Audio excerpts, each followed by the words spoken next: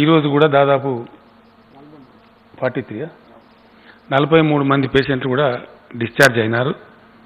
ఒక 11 మందికి పాజిటివ్గా రావడం జరిగింది. వారిని అందరినీ హాస్పిటల్లో అడ్మిట్ చేశారు. మొత్తంగా ఇప్పుడు ట్రీట్మెంట్లో మన ఆసుపత్రులలో 439 మంది మన దగ్గర ఇప్పుడు ట్రీట్మెంట్లో ఉన్నారు.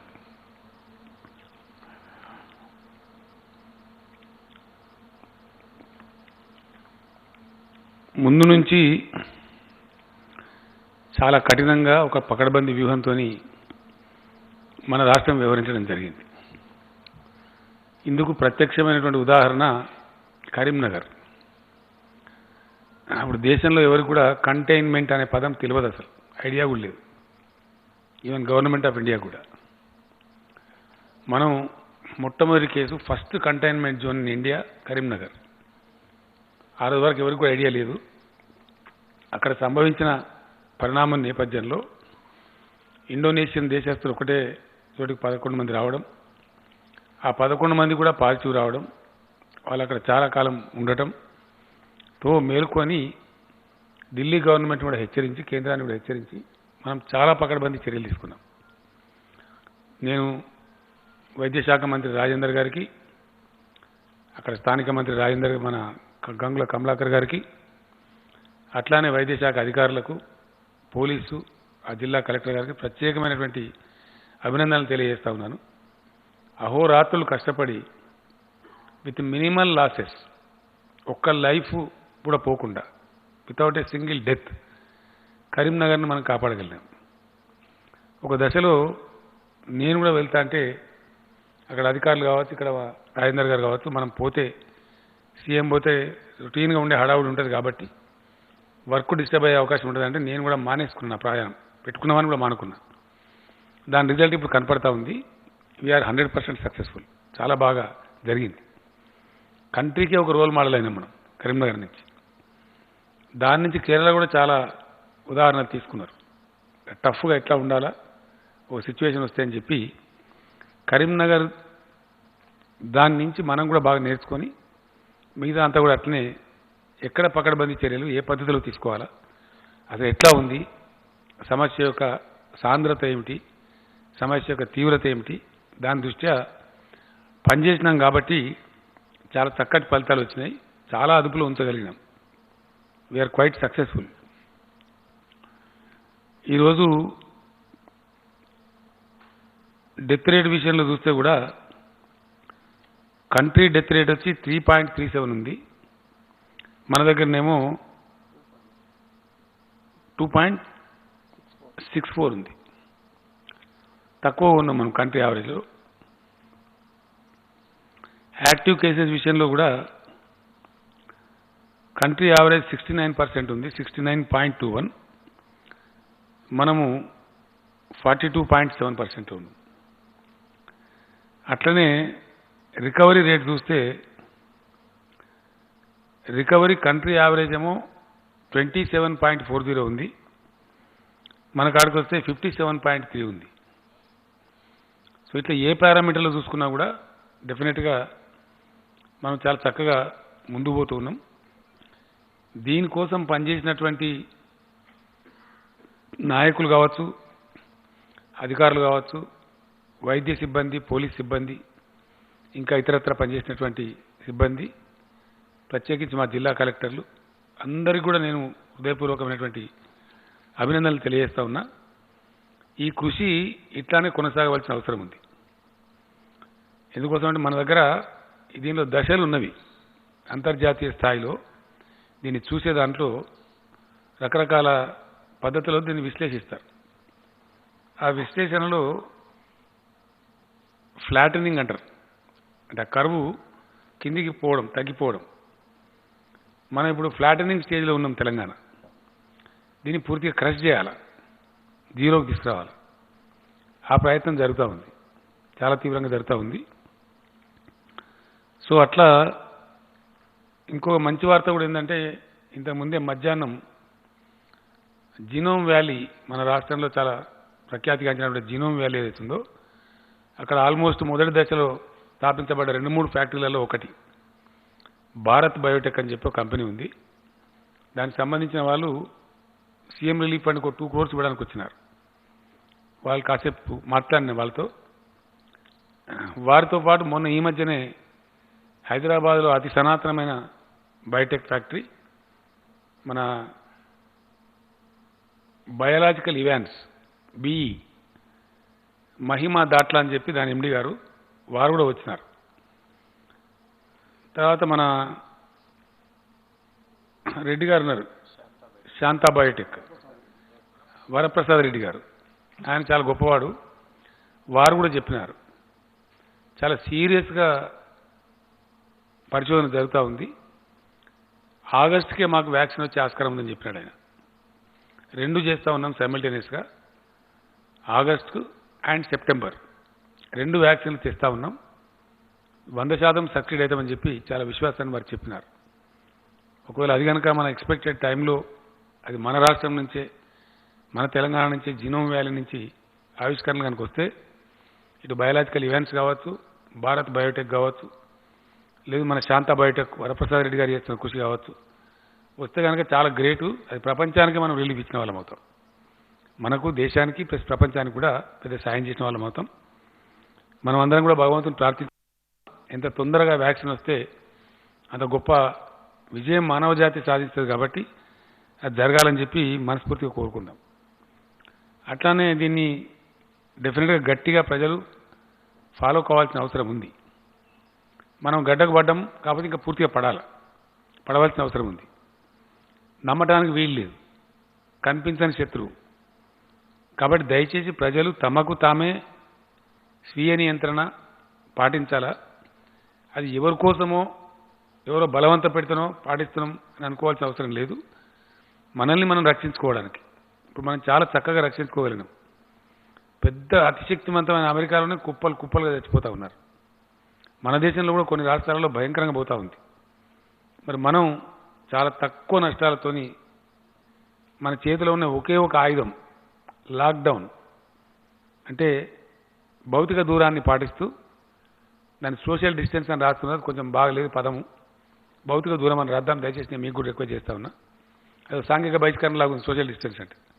అలా కాకుండా భౌతిక దూరాన్ని పాటిస్తూ, ఫిజికల్ డిస్టెన్స్ పాటిస్తూ మనం బాగా విజయం సాధించినాం, నియంత్రణలో ఉంచుకోగలిగినాం. ఇంకా కొంచెం పంటి బిగు ఉన్నో ఒంటి బిగు ఉన్నో ఇంకా కొంచెం ముందుకు పోతే మనకు డెఫినెట్గా విజయం వచ్చే ఆస్కారం ఉంటుంది. తక్కువ నష్టాలతోని మన రాష్ట్రం, మన సమాజం బాగుపడే అవకాశం ఉంటుంది. కాబట్టి అందరూ కూడా దయచేసి సహకరించాలని చెప్పి నేను కోరుతా ఉన్నా. ముఖ్యంగా ఇతర వ్యాధులు ఉన్నటువంటి వాళ్ళు, ఆల్రెడీ ట్రీట్మెంట్లో ఉన్నటువంటి వాళ్ళు, షుగర్ వ్యాధిగ్రస్తులు కావచ్చు, బీపీ కావచ్చు, డయాలసిస్లో ఉన్న కిడ్నీ రోగులు కావచ్చు, అట్లానే క్యాన్సర్ పేషెంట్స్ కావచ్చు, ఇతరత్ర ఎయిల్మెంట్స్ గుండె జబ్బులున్న వాళ్ళు కావచ్చు, వాళ్ళు ట్రీట్మెంట్ తీసుకుంటూ ఉన్నారు గవర్నమెంట్ హాస్పిటల్లో, ప్రైవేట్ హాస్పిటల్లో. వాళ్ళంతా మెడికల్ డిపార్ట్మెంట్ లిస్టులో ఉన్నారు. వాళ్ళు పదే తిరిగే అవసరం లేకుండా నిన్నే మినిస్టర్ గారు ఈటెల రాజేందర్ గారు డిసైడ్ చేసినారు. వాళ్ళకు 3 నెలలకు కావాల్సిన అవసరాలు మందులు ఒకటేసారి ఇవ్వాలని చెప్పి డిసైడ్ చేశారు. వారు బయటికి రావద్దని చెప్పి నేను కోరుతా ఉన్నా. వారి కోసం ప్రత్యేకంగా 1 కోటి మాస్కులు, వాళ్ళు 40 నుంచి 50 లక్షల మధ్య ఆ పేషెంట్లు ఉన్నారు, వారికి ఫ్రీగానే మాస్కులు హెల్త్ డిపార్ట్మెంటే సప్లై చేస్తుంది. అవి కాటన్వి తయారు చేస్తూ ఉన్నారు ప్రత్యేకంగా, వాషబుల్ అన్నమాట. అవి వాడుకోవడానికి వాళ్ళకు బయటికి తిరగడానికి ఇబ్బంది లేకుండా, వాళ్ళకు సంక్రమించకుండా, వాళ్ళ ద్వారా ఇతరులకు సంక్రమించకుండా, వాళ్ళకు కొంచెం సులభంగా జబ్బు సోకే ఆస్కారం ఉంటుంది కాబట్టి, ప్రమాదం కూడా జరిగేటువంటి ఆస్కారం ఉంటుంది కాబట్టి వాళ్ళని కాపాడుకోవాలని చెప్పి 1 కోటి మాస్కులు వాళ్ళకు ఫ్రీగా మెడికల్ డిపార్ట్మెంట్ మినిస్టర్ గారు డిస్ట్రిబ్యూట్ చేయిస్తారు. దాని ప్రణాళిక కూడా డిపార్ట్మెంట్ వాళ్ళు ఆల్రెడీ తయారు చేశారు. ఆ ప్రకారంగా దాని మీద మనం ముందుకు పోదాం. దీంట్లో మన రాష్ట్రం ఇప్పుడు కేంద్ర ప్రభుత్వం వాళ్ళు కొన్ని మార్గదర్శకాలను పాటిస్తూ కొన్ని జోన్లుగా మొత్తం దేశాన్ని విభజించినారు. Red zone, orange zone, green zone అని విభజించినారు. ఇందులో 6 జిల్లాలు మనవి రెడ్ జోన్లో ఉన్నవి. సూర్యాపేట, గద్వాల, వికారాబాద్, మేడ్చల్, రంగారెడ్డి, హైదరాబాద్. ఈ 6 జిల్లాలు రెడ్ జోన్ కింద ఉన్నవి. 9 జిల్లాలు గ్రీన్ జోన్ కింద ఉన్నవి. కొద్దిగా మీరు రాష్ట్ర మంచి దయచేసి కొద్దిగా ఓపిక తెచ్చుకొని ఇంకా ప్రజలకు క్లారిటీ రావాల్సిన అక్కర ఉంటుంది. యాదాద్రి భువనగిరి, వరంగల్ రూరల్, వనపర్తి, భద్రాద్రి కొత్తగూడెం, సిద్దిపేట్, ములుగు, మహబూబాబాద్, నాగర్ కర్నూల్, పెద్దపల్లి ఈ 9 మనకు గ్రీన్ జోన్లో ఉన్నాయి. అట్లానే మరొక 18 జిల్లాలు ఆరెంజ్ జోన్లో ఉన్నాయి. అందులో సంగారెడ్డి, మహబూబ్ నగర్, మెదక్, జయశంకర్ భూపాలపల్లి, కామారెడ్డి, కరీంనగర్, జగిత్యాల్, మంచిర్యాల్, నారాయణపేట్, రాజన్న సిరిసిల్ల, నల్లగొండ, నిజామాబాద్, ఆదిలాబాద్, ఖమ్మం, జనగామ, కుమ్రంభీం, ఆసిఫాబాద్, నిర్మల్, జోగులాంబ, గద్వాల ఈ 18 జిల్లాలు ఆరెంజ్ జోన్లో ఉన్నాయి. ఈ క్లాసిఫికేషన్ ప్రకారం కొన్ని సడలింపులు భారత ప్రభుత్వం ఇచ్చింది, కొంత వ్యవస్థ ఆ ప్రకారం నడుచుకోవాలని చెప్పింది. మనం దాన్ని అతిక్రమించడానికి మనకు అధికారాలు లేవు. అంతకన్నా కొంచెం కఠినంగా పెట్టుకోవచ్చు, ఆ వెసులుబాటు మనకి ఇచ్చినారు. కానీ we have to follow government of India guidelines మనం ఫాలో చేయాల్సిందే. ఎందుకంటే వాళ్లకు మనకు డిజాస్టర్ మేనేజ్మెంట్ యాక్ట్ కింద కానీ లేదా ఎపిడమిక్ కంట్రోల్ 1897 యాక్ట్ కింద కానీ సమానమైనటువంటి అధికారాలు ఇద్దరికి కూడా ఉన్నాయి, కేంద్ర ప్రభుత్వానికి, రాష్ట్ర ప్రభుత్వానికి. కేంద్రం ముందు జారీ చేసింది కాబట్టి అది మొత్తం దేశానికి వర్తిస్తుంది కాబట్టి మనం కూడా ఫాలో చేయాల్సి ఉంటుంది. ఇందులో ఒక దాదాపు 5-6 జిల్లాలు రేపటికే బహుశా గ్రీన్ జోన్లో, ఇవాళకైనా ఈ రోజుకి అవి గ్రీన్ జోన్లోకి పోతూ ఉన్నాయి. కాకపోతే హెల్త్ మినిస్టర్ గారు, కేంద్ర హెల్త్ మినిస్టర్ గారికి రాసి దాన్ని మళ్ళీ మార్చించాలి అధికారికంగా, అట్లా మారుస్తూ ఉంటారు. ఆ ప్రకారంగా ఎప్పుడు పోతే రాజేంద్ర గారివి నెక్స్ట్ 11 డేస్లో ఈ 18 డిస్ట్రిక్ట్స్ కూడా గ్రీన్ జోన్లోకి పోతాయి. కంటైన్మెంట్ ఏరియాస్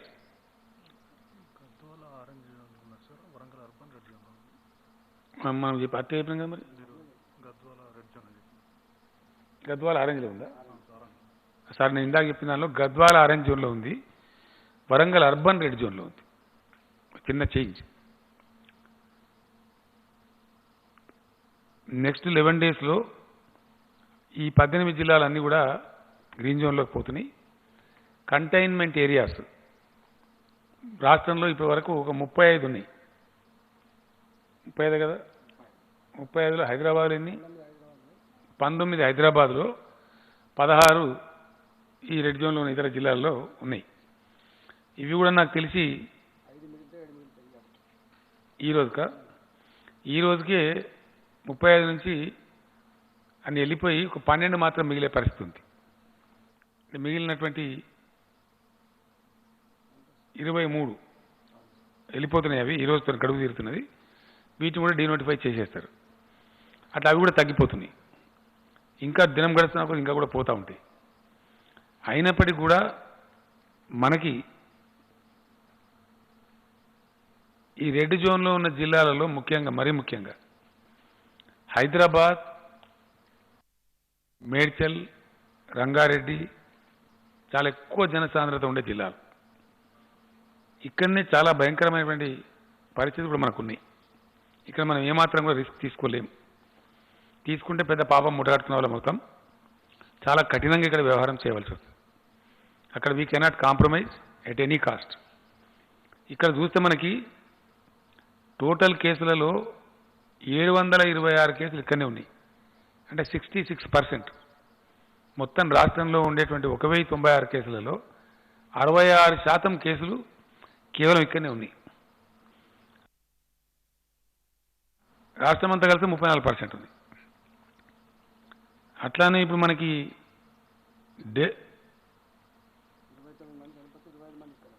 డెత్స్లో కూడా మొత్తం 29 మరణాలు సంభవిస్తే 25 మంది ఇక్కడనే చనిపోయిన వాళ్ళు. అది 86% ఇక్కడనే చనిపోయినారు. తర్వాత ఇప్పుడు లేటెస్ట్గా వచ్చే కేసులు, నిన్న మొన్న వచ్చే కేసులు మనం ఈ రోజుతో సహా అన్నీ కూడా జిహెచ్ఎంసీ వస్తూ ఉన్నాయి. మనకి ఎక్కడ ఇప్పుడు సూర్యాపేట రెడ్ జోన్ ఉంది, అటు నుంచి రావట్లేదు. ఆల్మోస్ట్ అయిపోయింది సూర్యాపేట, వాస్తవానికి 14 days అయిపోయింది. అట్లానే గద్వాల నుంచి కూడా ఆల్మోస్ట్ జీరో ఉంది. నిజామాబాద్ అర్బన్ నుంచి కూడా దగ్గరకు వచ్చింది. ఆ జిల్లాలన్నీ పోతున్నాయి. వికారాబాద్ కూడా నాకు తెలిసి 2 days తర్వాత అది కూడా ఫ్రీ అయిపోతుంది. కానీ ఈ 3 జిల్లాలే ఉంటున్నాయి ప్రధానంగా. నేమ్సేక్ ఉన్నప్పటికీ సూర్యాపేట, గద్వాల, వికారాబాద్ వెళ్ళిపోతాయి ఇంకో 2-3 daysలో. ఒకటైతే వెళ్ళిపోయింది, ఇలా సూర్యాపేట ఆల్రెడీ వెళ్ళిపోయింది. అది రెడ్ జోన్ నుంచి ఆరెంజ్ జోన్కి రావాలా. వికారాబాద్ కూడా పోయింది. గద్వాల ఒకటే 1 or 2 daysలో ఉన్నట్టుంది. అంటే ఆ ప్రోటోకాల్ డేట్స్ ఏదైతుందో ఆ టైం అయిపోతూ ఉంది. అప్పుడు మిగిలేటి ఏంటి అంటే మనకి ఈవెన్ ఈరోజు వచ్చే కేసులు అంటే లేటెస్ట్ నిన్న మొన్న వస్తున్న కేసులు అన్నీ కూడా జిహెచ్ఎంసీ పరిధిలో ఈ 3 జిల్లాలనే వస్తున్నాయి. అత్యంత ఎక్కువ జనసాంద్రత, ప్రజలు ఎక్కువగా ఉండేది ఈ జిల్లాలోనే మనకు ఎక్కువ ఉంటారు. 1 కోటి జనాభా పైచీలకు ఇక్కడ ఉంటుంది.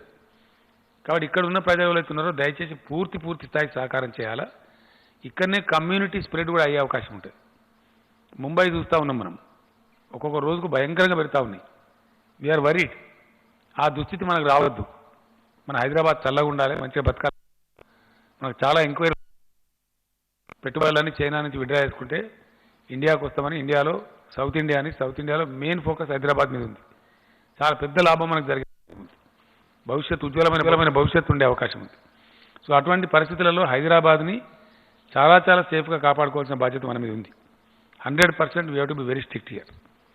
మొత్తం పైన ప్రపంచవ్యాప్తంగా కూడా ఇట్లాంటి వైరస్ వచ్చినప్పుడు గత అనుభవాల దృష్ట్యా, అది స్వైన్ ఫ్లూ కావచ్చు, స్పానిష్ ఫ్లూ కావచ్చు, ఇతరత్ర సంభవించిన వైరస్లు కావచ్చు, యావత్తు వైద్య ప్రపంచం, గొప్ప శాస్త్రవేత్తలు వెలిబుచ్చుతున్నటువంటి అభిప్రాయం ఏంటంటే ఒక 70 days సైకిల్ మనం పాస్ అయినట్టయితే, ఎక్కువ ఇబ్బందులు, ఎక్కువ ట్రాన్స్మిషన్ లేకుండా పాస్ అయినట్టయితే చాలా వరకు అది కంట్రోల్ అయ్యి మన స్వాధీనంలోకి అది వచ్చే అవకాశం ఉంటుంది. మనకు అప్పర్ హ్యాండ్ వచ్చే, మన వైద్య శాఖకు అప్పర్ హ్యాండ్ వచ్చే అవకాశం ఉంటుంది. అడపా ఏదో అక్కడో కేసు వస్తే స్పొరాడిక్గా కంట్రోల్ చేసుకోవచ్చు, చాలా సులభంగా ఉంటుంది. కాబట్టి దాన్ని పాటించాలని చెప్తున్నారు. ఎట్లాగో మనం ఇంత కష్టపడ్డాం, ఇప్పుడు మొత్తం మనకు రాష్ట్రం అంతా ఫ్రీ అవుతూ ఉంది. ఓన్లీ రాజధాని మట్టుకే ఈ 3 జిల్లాలే మనకు తేడాగా ఉన్నాయి. కాబట్టి చాలా ఖచ్చితంగా దీన్ని మనం కాపాడుకునే ప్రయత్నం జరగాలి. అందుకోసం యావత్ రాష్ట్రంలో 2 విషయాలు నేను స్పష్టంగా మనం చేస్తూ ఉన్నా. కొంతమంది కోపం రావచ్చు నా మీద, కానీ మెజారిటీ ప్రజలు నిన్న మొన్న కూడా టీవీ ఛానల్ చేస్తే ఖచ్చితంగా లాక్డౌన్ పొడిగించాలని చెప్తున్నారు. నేను చాలామందితో మాట్లాడితే వాళ్ళు అది కూడా చెప్తున్నారు.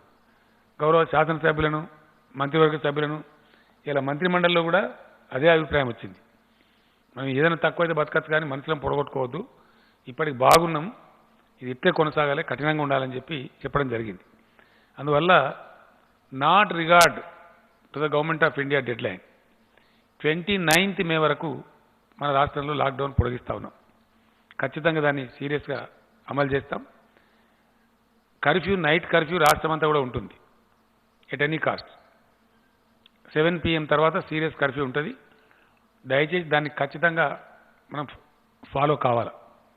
ఎట్టి పరిస్థితులలో 6 o'clock వరకే అందరూ కూడా పనులు ముగించుకొని, పర్చేజింగ్స్ కానీ ఇతర కార్యక్రమాలు కానీ ముగించుకొని 6 to 7 లోపల 6:15 ఇళ్లలోకి చేరుకోవాలా. లేదంటే పోలీస్ చర్యలు తీసుకుంటారు, మనకు చాలా ఇబ్బందులు వచ్చే ఆస్కారం ఉంటుంది. ఆ విషయంలో కఠినంగా ఉంటారు. దయచేసి ప్రజలు సహకరించాలని కోరుతా ఉన్నా. ఇంతకాలం మనం బాగా విజయం సాధించినాం. కాబట్టి ఇప్పుడు మనం డెఫినెట్గా దీన్ని అతిక్రమిస్తే చాలా దెబ్బలు తినేటువంటి ప్రమాదానికి పోతాం. ఎట్టి పరిస్థితుల్లో మనం ఆ లేని కష్టం కొని తెచ్చుకోవద్దు. 4 రోజులైతే ఎట్లాగో మన టెంపరేచర్స్ కూడా బాగా పెరిగిపోయినాయి. 39 degrees, 38 degrees, 40 degrees పోతా ఉన్నాం. ఇంకా టెంపరేచర్స్ రైజ్ అవుతాయని కూడా చెప్తా ఉన్నారు. గొప్ప పనులు కూడా లేవు. కాబట్టి దయచేసి ప్రజలు సహకరించాలి. మంచి అదుపులో ఉంది. కొద్ది రోజులు ఒప్పుకోట్టుకుంటే చాలా విషయాల్లో మనకు మంచి విజయం వచ్చేటువంటి ఆస్కారం ఉంటుంది. ఇంకో విషయం కూడా ఈ సందర్భంలో చెప్పాల్సిన అవసరం ఉంది. ఇనీషియల్గా మన దేశానికే, తెలంగాణ కాదు, సరే కొందరు తెలుగులో లేదో అవాకులు చవాకులు పేలుతూ ఉంటారు, పెద్ద ఇష్యూ కాదు. కానీ మన దేశానికే ఇటువంటి విపత్తు వస్తే ఎదుర్కొనే నైపుణ్యం లేదు. రాష్ట్ర ప్రభుత్వాన్ని వదిలిపెట్టండి, కేంద్ర ప్రభుత్వం దగ్గర కూడా 10 కిట్లు లేని దుస్థితి. 10 కిట్లు కూడా. ముఖ్యమంత్రుల వీడియో కాన్ఫరెన్స్లో ప్రీతి సుడాన్ గారు అని చెప్పి హెల్త్ సెక్రటరీ గారు ఆమెనే చెప్పినారు. అప్పటిదాకా మనం ఏంటంటే డిపెండెంట్ కంట్రీ, ప్రతిదీ ఇంపోర్టు, ప్రతి చిన్న సబ్జెక్ట్ కూడా ఇంపోర్ట్. ఈవెన్ మాస్క్, ముక్కు పెట్టుకున్న మాస్క్ N95 మాస్క్ కూడా ఇంపోర్టే. ఆ పర్సనల్ ప్రొటెక్షన్ ఎక్విప్మెంట్, ఆ కిట్, పీపీఈ కిట్ కూడా ఇంపోర్టే. ఎక్కడ లేవు, ఎక్కడ ఒకటి కూడా లేదు. మన దగ్గర ఇంకా నయం, కొన్ని ఎయిడ్స్ బాబత్ పాత కిట్లు ఉంటే మినిస్టర్ గారు దాన్ని గామా రేస్ ట్రీట్మెంట్ చేయించి కొన్ని ఇనిషియల్గా వాడినాం. తర్వాత రాజేందర్ గారు అంటే ఎట్లా ఉంటుందంటే, రాజేందర్ గారు కష్టపడి బెంగళూరులో పట్టుకుని 15,000 కిట్స్ కానీ ఇస్తా అంటే కొంచెం ఎక్కువ డబ్బు ఇచ్చినా కొందామంటే అక్కడ పోలీసులు దాన్ని సీజ్ చేశారు, మనకు రానియలే. ఎక్కడ వాళ్ళది అక్కడ యాంగ్జైటీ కాబట్టి ఆ రాష్ట్రం వాళ్ళు అక్కడనే లాగేసుకున్నారు. అంత కఠినం ఉండే. ఆ స్టేజ్ నుంచి మనం ఇప్పుడు చాలా అద్భుతమైన స్టేజ్కి చేరుకున్నాం. 10 లక్షల కిట్లకు ఆర్డర్ ఇచ్చినాం. అందులో ఆల్మోస్ట్ 5,60,000 కిట్లు మన హ్యాండ్ ఓవర్లో ఉన్నాయి. ఇప్పుడు మనకు సరిపోను కాదు, అవసరమైతే పక్క రాష్ట్రం కూడా సాయం చేసే స్థాయిలో మనం ఉన్నాం. మెడికల్ ఎక్విప్మెంట్ విషయంలో అవి మెడిసిన్స్ కావచ్చు, పీపీఈ కిట్స్ కావచ్చు, N95 మాస్క్ కావచ్చు, అవి కూడా దాదాపు 6 లక్షల పైసలకు ఉన్నాయి. ఈ మాస్క్ అయితే చాలా ఉన్నాయి కదా, అట్లా రకరకాలుగా అవన్నీ ఉన్నాయి. గ్లౌజులు అన్నీ, ఎవ్రీథింగ్ వీఆర్ ఫుల్లీ ఎక్విప్డ్. అది మనకు కాదు, ఇంకోళ్ళు కూడా సాయం చేసే పరిస్థితులు మనం ఉన్నాం. సో ఆరోగ్య శాఖ ఎటువంటి పరిస్థితి ఉత్పన్నమైనా పూర్తి యుద్ధం చేసే స్థాయిలో సన్నద్ధంగా ఉన్నాం. బెడ్స్ అన్ని రెడీ చేసి పెట్టుకున్నాం. హాస్పిటల్స్ అన్ని సిద్ధంగా ఉన్నాయి. ఒక 25,000 మందిని వైద్యులు మరియు పారామెడికల్ సిబ్బందిని కూడా పూల్కి కూడా తయారు చేసి పెట్టినాం. So we are ready to face any eventuality. ప్రభుత్వం తానుగా సిద్ధంగా ఉంది. కావాల్సిందల్లా ప్రజల సహకారమే, పీపుల్ కోఆపరేషనే. ఇంతవరకు వచ్చినాం, కొద్దిపాటు పనిచేస్తే మనం ముందుకు అవకాశం ఉంటుంది. నేను మరొకసారి మనవి చేస్తా ఉన్నా, దయచేసి దాన్ని కోమార్బిడిటీస్ అంటారు. కోమార్బిడిటీస్ అంటే ఇతరత్రా జబ్బులు కలిగి ఉన్నవాళ్ళు, ఇతరత్రా ఎయిల్మెంట్స్ కలిగి ఉన్నవాళ్ళు అని మెడికల్ భాషలో అంటారు. అటువంటి వాళ్ళు ఎట్టి పరిస్థితుల్లో రిస్క్ తీసుకోవద్దు.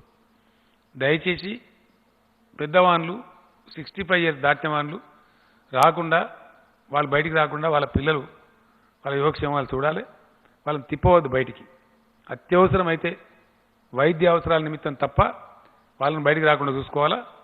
అట్లానే చిన్నపిల్లల్ని కూడా బయటికి రాకుండా చూసుకోవాలా. తద్వారా మనం పూర్తిగా బయటపడే అవకాశాలు ఉంటాయి. ఆ రకంగా మనం ముందుకు పోవాల్సిన అవసరం ఉంది. దయచేసి దాన్ని స్ట్రిక్ట్గా ఫాలో అవ్వాలని చెప్పి నేను కోరుతా ఉన్నా. ఇందులో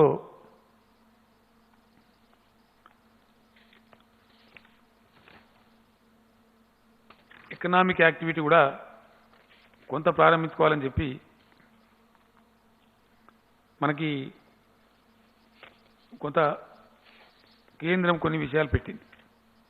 అందులో ఆరెంజ్ జోన్లో ఏం చేయాలా, గ్రీన్ జోన్లో ఏం చేయాలా, రెడ్ జోన్లో ఏం చేయాలి అనే నిబంధనలు ఉన్నాయి. వాటిని యథాతథంగా మనం కూడా అమలు చేస్తున్నాం. కేంద్రం ఏదైతే మార్గదర్శకాలు ఇచ్చిందో వాటిని తూచా తప్పకుండా యథాతథంగా మనం అమలు చేస్తూ ఉన్నాం. ఇంకా కొంచెం కఠినంగా వ్యవహారం చేస్తాం. ఫర్ ఎగ్జాంపుల్, కేంద్ర ప్రభుత్వం రెడ్ జోన్లో కూడా షాపులు తెరుచుకోవచ్చని ఇచ్చిండ్రు. మనం తెరవడం లేదు. ఇక్కడ హైదరాబాద్, రంగారెడ్డి, మేడ్చల్ అండ్ వికారాబాద్, గద్వాల్, సూర్యాపేట్, అది గద్వాల్ కాదు, Warangal urban and Suryapet. We're not opening a single shop. No, very strict. ఎట్టి పరిస్థితి ఒక షాప్ కూడా ఓపెన్ చేయం. ఇక్కడ ఓపెన్ చేసేదల్లా గృహ నిర్మాణ యాక్టివిటీ కొనసాగుతుంది కాబట్టి దానికి సంబంధించిన షాపులు మాత్రం ఓపెన్ చేస్తారు. నిత్యావసర సరుకుల షాపులు ఓపెన్గా ఉంటాయి, ఇంతకుముందు ఉన్నట్టే సేమ్ యాక్టివిటీస్గా. దానిలో ఏం డిస్టర్బెన్స్ ఉండదు. దాంతోపాటు సిమెంటు, స్టీల్ షాపులు, హార్డ్వేర్ షాపులు కదా, గృహాలకు సంబంధించి నిర్మాణాలకు సంబంధించినటువంటి ఎలక్ట్రికల్ షాపులు, హార్డ్వేర్ షాపులు మటుకు తీసి ఉంటాయి. వాటికి పర్మిట్ చేస్తారు. ఎలక్ట్రికల్ షాపులు, హార్డ్వేర్ షాపులు, ఈ సిమెంటు, స్టీల్ షాపులు ఇంతవరకు తీసి ఉంటాయి. ఏ షాప్ కూడా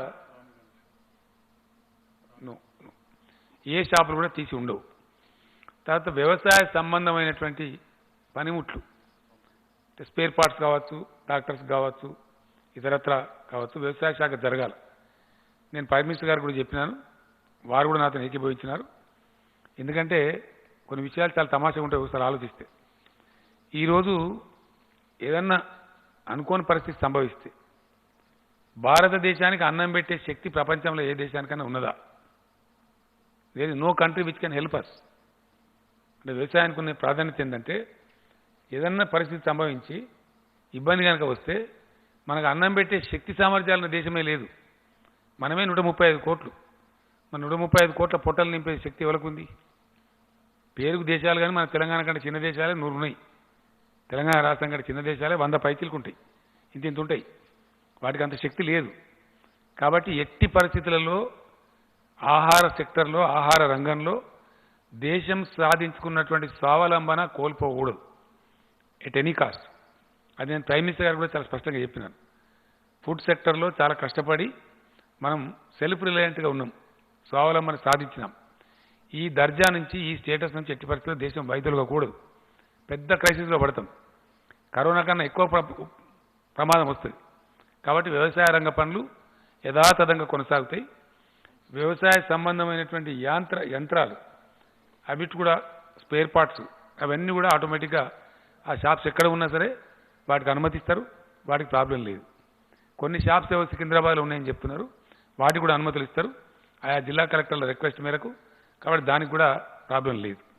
ఆ రకంగా వ్యవసాయ పనులు, వ్యవసాయ సంబంధమైన యంత్రాలు, ఆ యంత్రాలకు సంబంధించిన స్పేర్ పార్ట్స్ ఆ షాపులు కూడా తీసి ఉంటాయి. అంటే వ్యవసాయ సంబంధమైన suppose fertilizer shops, pesticide shops, seed shops అవన్నీ కూడా తెరిచి ఉంటాయి. కాబట్టి ఆ రకంగా ఉంటాయి. ఈ యొక్క హైదరాబాద్ సిటీ వీళ్ళు నా మీద కోపానికి వస్తారు నాకు తెలుసు. But still I have no way, నాకు గత్యంతరం లేదు. కాకపోతే డాక్టర్లు, మన వైద్యాధికారులు, ఉన్నతాధికారులు వాళ్ళు చాలా పట్టుబట్టినారు. సార్ మీరు ఇంత స్ట్రిక్ట్గా అయితే వ్యవహారం చేసినారు, దయచేసి సిటీని కాపాడుకోవాలంటే ఇక్కడ సడలింపులు ఇవ్వద్దు అని వారు గట్టిగా చెప్పినారు. క్యాబినెట్ కూడా ఈరోజు అందరూ వారు డైరెక్ట్ క్యాబినెట్లో కూడా ఎక్స్ప్లెయిన్ చేసినారు, కారణాలన్నీ ఏంది అనే విషయాలు చెప్పినారు. వైద్యశాఖ వారిని అభినందిస్తూ దాన్ని ఫాలో చేయాలని చెప్పి నిర్ణయించుకున్నాం. అయితే రెడ్ జోన్లో షాపులు ఓపెన్ చేసుకోవచ్చని కేంద్రం చెప్పింది, కానీ మనం ఈ జిల్లాలో ఓపెన్ చేయడం లేదు. ఈ 6 జిల్లాలు 15th వరకు చూస్తాం. 15th వరకు అనుభవాలు వస్తాయి మనకు.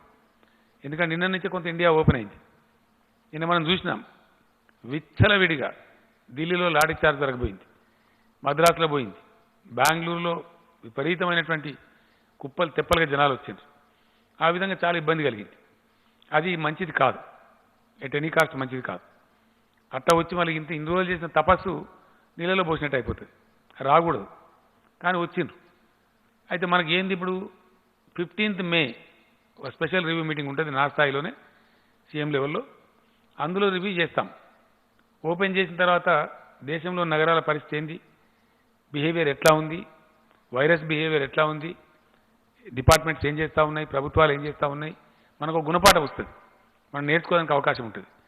మన రాష్ట్రంలో కూడా గ్రీన్ జోన్లో, ఆరెంజ్ జోన్లో సడలింపులు ఇస్తూ ఉన్నాం కాబట్టి అక్కడ కూడా ఎట్లా ఉంటుందో మనకు తెలుస్తుంది. గ్రీన్ జోన్లో, ఆరెంజ్ జోన్లో మనకు కూడా కొన్ని పట్టణాలు ఉన్నాయి, అర్బన్ పట్టణాలు ఉన్నవి. గ్రీన్ జోన్కి ఆరెంజ్ జోన్కి పెద్ద డిఫరెన్స్ లేదు, ఒకటే ఒక తేడా ఉంది. ఆటో రిక్షాలు అక్కడ నడుస్తాయి గ్రీన్ జోన్లో, ఇక్కడ నడవయి, అది ఒకటే తేడా ఉంది. మిగతా అంతా సేమ్ ఉంది ఆల్మోస్ట్.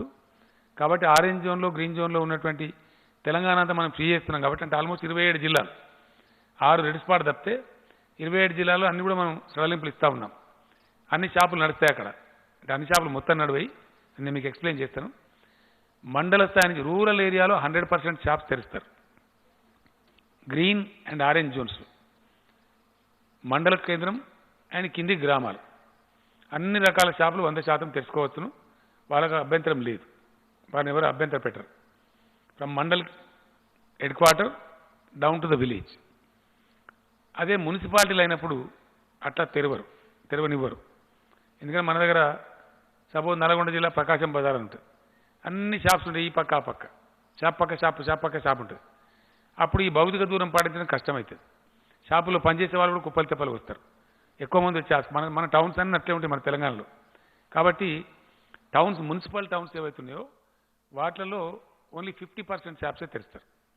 అది మున్సిపల్ కమిషనర్లకు ఆదేశాలు ఇస్తున్నాం. అర్బన్ సెక్రటరీ గారు ఇస్తా ఉన్నారు. లాటరీ తీస్తారు.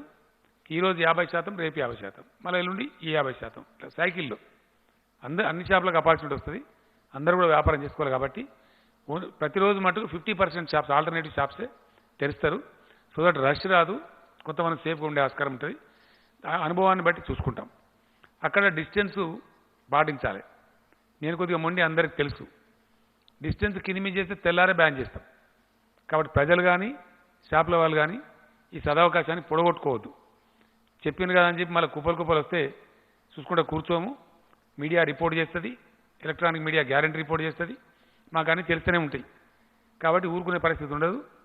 మీదిగా మీడియా వాళ్ళని నేను ప్రార్థిస్తున్నా, ఎక్కడన్నా మరీ అన్రూలీ ఉంటే దయచేసి వెంటనే రిపోర్ట్ చేయండి. తగిన చర్యలు కూడా తీసుకుందాం. మీ సహకారం కావాలని, మీడియా సహకారం కూడా నేను కోరుతా ఉన్నా. షాపులు ఉదయం 10 గంటల నుంచి 6 గంటల వరకు తెరిచి ఉంచుతారు. మార్నింగ్ 10 to 6, 7 నుంచి కర్ఫ్యూ. కాబట్టి నేను మళ్ళీ ఒకసారి చెప్తున్నా, no confusion. Night time curfew entire స్టేట్లో ఉంటుంది, మొత్తం రాష్ట్రంలో ఉంటుంది. ఈ జిల్లా లేదు, ఆ జిల్లా లేదు, గ్రీన్ లేదు, రెడ్ లేదు. అన్ని జిల్లాలలో 33 జిల్లాలలో 7 గంటల నుంచి ఉదయం 6 గంటల వరకు కర్ఫ్యూ ఉంటుంది తప్పకుండా. ఉదయం 6 నుంచి వాళ్ళ కార్యకలాపాలు ప్రారంభించుకోవచ్చు. ఆ రకంగా షాపులు మట్టుకు వ్యాపార కార్యకలాపాలు 10 o'clock నుంచి తెరుచుకోవచ్చు. మళ్ళా ఒకసారి నేను చెప్తున్నా, గ్రామీణ ప్రాంతంలో 100% షాపులు తెరుచుకోవచ్చు. దట్ ఈజ్ మండలం టు విలేజ్, మండల కేంద్రం టు విలేజ్. మున్సిపల్ టౌన్స్లో మట్టుకు 50% షాప్స్కి అనుమతిస్తారు. అది వీరికి వారికి అని పక్షపాతం ఉండదు. మున్సిపల్ కమిషనర్లు వెంటనే రేపే లాటరీస్ తీసి వాళ్ళకి చెప్పేస్తారు. ఆ ప్రక్రియ అయిపోగానే వాళ్ళ షాపులు తెచ్చుకోవచ్చు, వాళ్ళు నడుచుకోవచ్చు. ఈ రోజు కొందరికి వస్తుంది, రేపు కొందరికి వస్తుంది, మళ్ళీ ఎల్లుండి వాళ్ళకి వస్తుంది. సైకిలే కాబట్టి పెద్ద ఇబ్బంది లేదు. కాబట్టి అన్ని షాపులకు అవకాశం వస్తుంది. కన్స్ట్రక్షన్ పనులు చేసుకోవచ్చు, వాటికి ఇబ్బంది లేదని చెప్పినాం. వాటికి సంబంధించిన షాప్స్ కూడా ఉంటాయి. ఆ రకంగా ఉంటాయి. ఈ పద్ధతులలో మనం ముందుకు పోవాలి. ఇది మన వైద్యులు, విజ్ఞులు అందరూ కూడా చెప్పింది కాబట్టి ఆ ప్రకారం పోతే ఎక్కువ శాతం మనం కాపాడుకునేటువంటి అవకాశం ఉంటుంది. కాబట్టి దయచేసి ఆ ప్రకారంగా ముందుకు పోవాలి. తర్వాత ఏవైతే మిగతా మార్గదర్శకాలని మీరు చూసిన నిన్న మొన్న పేపర్లలో ప్రజలు కూడా చూసినారు. సేమ్ కేంద్రం ఏదైతే ఇచ్చిందో అదే ప్రకారంగా మనం ముందుకు పోతాం. ప్రైవేట్ ఆఫీసులు 1/3% తోని ఆర్డర్ చేసుకోవచ్చు. గవర్నమెంట్ కార్యాలయాన్ని పనిచేస్తాయి. ఇందులో స్టాంప్స్ అండ్ రిజిస్ట్రేషన్ శాఖ 100% పనిచేస్తుంది. దానికి ఏం మినహాయింపు లేదు. అది ఇక్కడున్నా, అక్కడున్నా, ఎక్కడున్నా కూడా మన కొంత రాష్ట్రానికి ఆదాయం తెచ్చేది కాబట్టి 100% అవి పనిచేస్తాయి. రేపటి నుంచి భూముల అమ్మకాలు, కొనుగోళ్లు యథాతథంగా చేసుకోవచ్చును. అక్కడ కూడా కరోనా నిబంధనలు పాటించాలి. భౌతిక దూరం పాటించే విధంగా సబ్ రిజిస్ట్రార్ కార్యాలయాలు, సంబంధిత అధికారులు చర్యలు తీసుకోవాలి. ఆ ప్రకారంగా రిజిస్ట్రేషన్ మట్టుకు రేపటి నుంచి కంప్లీట్గా వస్తుంది. ఇసుక మైనింగ్ కూడా రేపటి నుంచి ప్రారంభిస్తారు, రేపటి నుంచే. ఎందుకంటే కన్స్ట్రక్షన్ జరగాలంటే ఇసుక అవసరం ఉంటుంది కాబట్టి అవి జరగాల్సిన అవసరం ఉంటుంది. అట్లానే ఆర్టీఏ ఆఫీసులు, రవాణా రంగానికి సంబంధించిన ఆఫీసులు అంతటా కూడా పనిచేసుకోవచ్చు. దానికి రెడ్ జోన్ కూడా లేదు, అక్కడ పనిచేసుకోవచ్చు వాళ్ళు. మొత్తం వాహనాల యొక్క రిజిస్ట్రేషన్లు అవన్నీ యథాతథంగా అమలు చేయబడతాయి. దానిలో ఎటువంటి ఆంక్షలు లేవు. ఆ రకంగా పనిచేసుకోవచ్చు. ఇవి కూడా జరుగుతూ ఉంటాయి. అయితే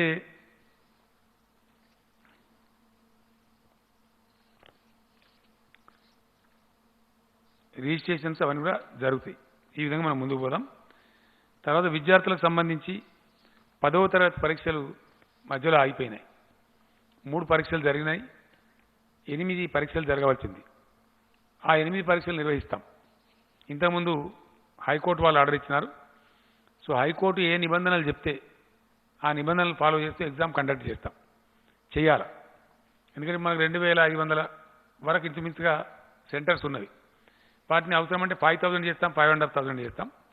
తక్కువ విద్యార్థులు, ఒక హాల్లో 15-20 మంది మాత్రమే విద్యార్థులు ఉండేటట్టు, ఈ భౌతిక దూరం పాటించేటట్టు, హాల్స్ అన్ని శానిటైజ్ చేసేటట్టు, అట్లానే ఆ పిల్లలకు వాళ్లకు శానిటైజేషన్ కానీ, మాస్కులు కానీ అవన్నీ ప్రొవైడ్ చేసి విద్యాశాఖ మంత్రి గారు స్టెప్స్ తీసుకుంటారు. ఆ రకంగా క్యాబినెట్ ఈరోజు డిసైడ్ చేసి మన అడ్వకేట్ జనరల్ గారికి ఆదేశాలు ఇచ్చింది. ఇమీడియట్గా కోర్టులో అప్లై చేయమని చెప్పినాం. సీజే గారు ముందు అప్లై చేసి పర్మిషన్ తీసుకోమన్నాం. కోర్టు కూడా మాకు పర్మిషన్ ఇస్తుందని చెప్పి భావిస్తూ ఉన్నాం. వెంటనే తీసుకొని ఇక్కడ పిల్లలు టెన్షన్లో ఉన్నారు పాపం వాళ్ళు, పిల్లల తల్లిదండ్రులు కూడా. అన్ని జాగ్రత్తలు, వాళ్ళకు ఆర్టీసీ బస్సులు ఏర్పాటు చేస్తాం, తీసుకుపోతాం, తీసుకొస్తాం. వాళ్ళ ధనవంతుల పిల్లలు ఉంటే స్పెషల్ పాసులు వాళ్ళ కార్లకు కూడా ఇస్తాం. ఇవన్నీ ఏమేమి జాగ్రత్తలు తీసుకొని ఎటువంటి ఇబ్బందులు లేకుండా ఎస్ఎస్సి పరీక్షలు కూడా కోవిడ్ నిబంధనలు పాటిస్తూ ఖచ్చితంగా మే నెలలోనే కంప్లీట్ చేస్తాం. ఎందుకంటే దాని నుంచి చాలా సిలబస్లు అన్నీ అడ్వాన్స్ అయి ఉంటాయి, ఆధారపడి ఉంటాయి. ఇంటర్మీడియట్ కానీ అడ్మిషన్స్ కానీ వివిధ వ్యవహారం అంతా ఉంటుంది. ఇంటర్మీడియట్ పరీక్షలు అయిపోయినాయి. ఈరోజు ఆదేశాలు ఇచ్చినాం ఎడ్యుకేషన్ సెక్రటరీ గారికి. దాని ఇన్విజిలేషన్, పేపర్లు దిద్దే కార్యక్రమం, దాన్ని ఏమంటారు వాల్యుయేషన్, ఆ పేపర్లు దిద్దే కార్యక్రమం కూడా కాలేజీలోకి వెళ్ళి చాలు లే కదా, బయటకు వచ్చి మర్చిపోయాను. సో ఆ వాల్యుయేషన్, స్పాట్ వాల్యుయేషన్ కదా, పేపర్లు దిద్దే కార్యక్రమం, అది ఈజీగా ఆ కార్యక్రమం ముమ్మరంగా రేపటి నుంచే చేపడతారు. కాబట్టి దాన్ని కూడా ముగిస్తాం. సో ఆ విద్యార్థులకు కూడా ఇబ్బంది లేకుండా ఎడ్యుకేషన్ మాడ్యూల్ ఈరోజు హెచ్ఆర్డీ మినిస్టర్ గారు కూడా ఏదో చెప్పినారు, కేంద్రం కొన్ని నిబంధనలు పెట్టినారు. ఎడ్యుకేషన్ మినిస్టర్ గారు, సెక్రటరీ గారు, వారికి ఒక సబ్ కమిటీ కూడా ఉంది, క్యాబినెట్ సబ్ కమిటీ. ఆ సబ్ కమిటీ కూర్చొని దాన్ని ఫైనల్ చేస్తారు. ఎందుకంటే సిలబస్ ఎట్లా కంప్లీట్ కావాలా, ఎంతవరకు హాజరు కావాలా, రేపు ఎట్లా జరగాలి, అసలు ఏ పద్ధతిలో అవలంబించాలా అనేదంతా కూడా ఒక మాడ్యూల్ తయారు చేయాలి. ఇక్కడ నేను చెప్పదలుచుకున్నది ఏంటంటే ఇది రేపో ఎల్లుండో సమస్య సమస్య కాదు. ఫైనల్గా కరోనా మనం కలిసి బతకాల్సిందే. విద్య కావాలి, కొంచెం తెలివి కావాలి. ఉపాయం ఉన్నోడు అపాయం నుంచి తప్పించుకుంటాడు. కాబట్టి మనం ఉపాయంతో బతకాలి. అది ఆ తెలివి ఇప్పుడు మనం సంతరించుకోవాలి. ఇదేదో రేపో ఎల్లుండో వారం రోజులకో దాటిపోయే గండం కాదు. ఇది మనం వేటాడుతూనే ఉంటుంది. కాబట్టి ఇప్పటిదాకా మనం రక్షించుకున్నాం కొంచెం ఉపాయంతో. ఇప్పుడు కూడా మనం ఉపాయంతో రక్షించుకోవాలి. మనల్ని మనమే రక్షించుకోవాలి, ఎవరో వచ్చి మనల్ని కాపాడరు. కాబట్టి ఈ 10వ తరగతి పరీక్షలు నిర్వహించడంతో పాటు ఇంటర్మీడియట్ స్పాట్ వాల్యుయేషన్ కూడా పూర్తి చేస్తాం. నెక్స్ట్ సిలబస్ ఇయర్ ఏమైనా 15 రోజులు ఆలస్యం అవుతుందా, జూన్కే ఉంటుందా, జూలైకి పోతుందా, ఏది ఉత్తమం, ఎట్లా చేయవచ్చు, రాష్ట్రం యొక్క దేశం యొక్క కరోనా యొక్క పరిస్థితులను పరిగణలోకి తీసుకొని షార్ట్ పీరియడ్లో దాన్ని డిక్లేర్ చేస్తాం. ఆ లోపల inter valuation and SSC exams మటుకు డెఫినెట్లీ పూర్తి చేస్తాం. చాలామంది న్యాయవాద మిత్రులు తెలంగాణ అడ్వకేట్ చేసి చాలా డిమాండ్ చేస్తూ ఉన్నారు చాలా రోజుల నుంచి. మేము చాలామంది పేద అడ్వకేట్స్ ఉన్నారు, కొత్తగా ప్రాక్టీస్కి వచ్చిన వాళ్ళు ఉన్నారు, దాదాపు 10,000 మంది ఉంటారు. అట్లా మమ్మల్ని కూడా ఆదుకోవాలా, ఈ టైంలో కోర్టులు మొత్తం లాక్డౌన్ కారణంగా స్తంభించిపోయింది, ఇబ్బంది ఉందని చెప్పినారు. ఈరోజు క్యాబినెట్ ముందుకు ప్రతిపాదన వస్తే దాన్ని తీసుకొని క్యాబినెట్ సమగ్రంగా చర్చ చేసినాం.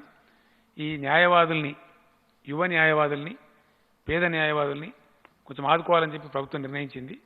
ఎందుకంటే ఇటువంటి కష్ట సమయంలో ఎవరికైనా ప్రభుత్వమే అండదండ ఉండగలుగుతుంది. కాబట్టి దానిలో ఒక 25 కోట్ల రూపాయలను వాళ్ళకు మంజూరు చేసినాం. ఒక ట్రస్ట్ లాగా ఏర్పాటు చేసి దానికి మన అడ్వకేట్ జనరల్ గారు ప్రసాద్ గారు చైర్మన్గా, ఫైనాన్స్ సెక్రటరీ గారు ఒక సభ్యుడిగా, మన న్యాయశాఖ సెక్రటరీ సంతోష్ రెడ్డి గారు ఒక సభ్యుడిగా, ఒక ట్రస్టీగా ఏర్పాటు చేసినాం. ఈ డబ్బులు మన రాష్ట్ర హైకోర్టు చీఫ్ జస్టిస్ గారి ఆధ్వర్యంలో ఎక్కడేం తప్పులు పోకుండా ధర్మంగా ఎవరికైతే సాయం అందవలసి ఉందో ఆ రకంగా దాన్ని వాళ్ళకు వితరణ చేయమని చెప్పినాం. తక్షణంగా 15 crores రిలీజ్ చేస్తూ ఉన్నాం. ఈరోజు రిలీజ్ చేశాం, ఫైనాన్స్ సెక్రటరీకి ఆదేశం ఇచ్చాం. వాళ్ళకి అంత అవసరం ఉంటే ఆ మిగతా డబ్బు కూడా దఫల వారీగా రిలీజ్ చేస్తాం. ఆ రకంగా ఫైనాన్స్ మినిస్టర్ గారు, సెక్రటరీ గారు ఆ స్టెప్స్ తీసుకుంటూ ఉన్నారు. ఆ విధంగా వాళ్ళని కాపాడతాం. అదేవిధంగా వలస కూలీల గొడవ. తెలంగాణ రాష్ట్రం చాలా డైనమిక్ స్టేట్, చాలా డైనమిక్ స్టేట్. ఇక్కడ నిజంగా కూడా తెలంగాణ స్ట్రెంత్ చాలా సంతోషం కలుగుతూ ఉంటుంది. మనకు ఇంత గొప్పగా పనులు జరిగే రాష్ట్రం. ఎన్నో రాష్ట్రాల వాళ్ళు ఇక్కడ వచ్చి పొట్టబోసుకునే రాష్ట్రం. ఒకప్పుడు మనమే వలస పోయినాం. సమైక్య పాలకులు మనల్ని అవమానాలు కూడా చేసినారు. మీకు రాష్ట్రమే కాదు, మీకు పరిపాలన చేయరాదన్నారు. కానీ అత్యంత డైనమిక్, మోస్ట్ హ్యాపెనింగ్ స్టేట్ కింద తెలంగాణ ప్రూఫ్ చేసుకున్నది. And that is what is happening. నాకు కూడా అప్పుడప్పుడు ఆశ్చర్యం కలుగుతూ ఉంది. ఎన్ని లక్షల మంది ఎన్ని రంగాలలో పనిచేస్తూ ఉన్నారు తెలంగాణలో. చాలా మనం సంతోషించదగ్గ విషయం. మనకు ఎంత శక్తి తోడవుతా ఉన్నదని. సో నేను మొన్ననే చెప్పినాను వాళ్ళకి, మీరంతా మా బిడ్డలు, మా తెలంగాణ అభివృద్ధిలో భాగస్వాములు, కాబట్టి మీరేం ఫికర్ చేయవద్దు, మిమ్మల్ని అన్ని విధాల కడుపులో పెట్టుకుంటాం, ఆదుకుంటామని చెప్పినాం, ఆదుకుంటూ ఉన్నాం. దాదాపు 7.5 లక్షల మంది కార్మికులకు వాళ్ళకి అన్ని వసతులు కల్పించినాం. మన వాళ్ళకి ఇచ్చినట్టే వాళ్ళకి కుటుంబం ఉంటే 12 కిలోల బియ్యం కానీ పిండి కానీ ఇస్తూ వాళ్ళకు కూడా 1500 రూపీస్ ఇచ్చినాం. ఒకటే వ్యక్తి ఉంటే 500, వాళ్ళు కూడా ఫ్యామిలీ ఉంటే సేమ్ మనలాగా 1500 రూపాయలు వాళ్ళకు కూడా ఇచ్చినాం. దాంతో వాళ్ళు సంతృప్తిగా ఉన్నారు. అది కాకుండా చాలా వాలంటరీ ఆర్గనైజేషన్స్, మన నాయకులు చాలామంది కూడా వాళ్ళని ఆదుకుంటూ ఉన్నారు. అక్కడక్కడ ఇబ్బంది పడే వాళ్ళను ఆ రకంగా ఉన్నారు. వాళ్ళలో కొంతమంది మాకు ఇక్కడ ఉపాధి ఉంటే ఉంటామని చెప్పేవాళ్ళు కూడా ఉన్నారు. ఈ పాయింట్ వాళ్ళకి అర్థం కావాలి కాబట్టి నేను హిందీలో చెప్తే మంచిదని అనుకుంటున్నా. जो हमारे भाई है दूसरे राज्यों से आके तेलंगाना के विकास में काम कर रहे हैं, हम आपको जैसा मैंने पहले बताया था, हमारे बेटे हमारे तेलंगाना राज्य विकास के प्रतिनिधि मानते हैं. आप बेफिक्र से यहाँ काम कर सकते हैं. यहाँ सारा काम खुल जा रहा है, आपको करने के लिए पूरा काम मिल जाएगा. हाउसिंग एक्टिविटी चलेगा, रियल एस्टेट चलेगा, काफ़ी और काम भी चल पड़ेगा, इंडस्ट्री भी चलेगा. तो लिहाजा आप अपना काम ढूंढ सकते हैं. जहाँ आप पहले से काम कर सकते हैं वहाँ आप आराम से अपना काम कर सकते हैं. जो लोग जाने के लिए मन बना लिए हुए हैं, आप लोग जा सकते हैं, कोई पाबंदी हम रोकेंगे नहीं, लेकिन एकदम लाखों लोगों को हम नहीं भेज सकते. आज मेरा यूपी सीएम साहब से बात हुआ, बिहार सीएम साहब से बात हुआ, कई चीफ मिनिस्टर लोगों से और कई अधिकारियों से मेरा बात हुआ उत्तर भारत में. वो लोग भी लेने के लिए तैयार है, लेकिन उन्होंने एक दिक्कत बताया कि जो लोग जाना चाहते हैं उनका सूची हमको वहाँ भेजना पड़ता है, कितने लोग जाएंगे, और उस राज्य में, वो चाहे उत्तर प्रदेश में हो, राजस्थान में हो, मध्य प्रदेश में हो, या किसी और राज्य में हो, बिहार में हो, झारखंड में हो, तो वहाँ पे किस जिले में वो लोग जाएंगे, क्योंकि वहाँ के सरकार इनके जाने का प्रबंध करना चाहिए. वहाँ पे भी पब्लिक ट्रांसपोर्ट नहीं है, इनके लिए स्पेशल प्रबंध करना पड़ेगा.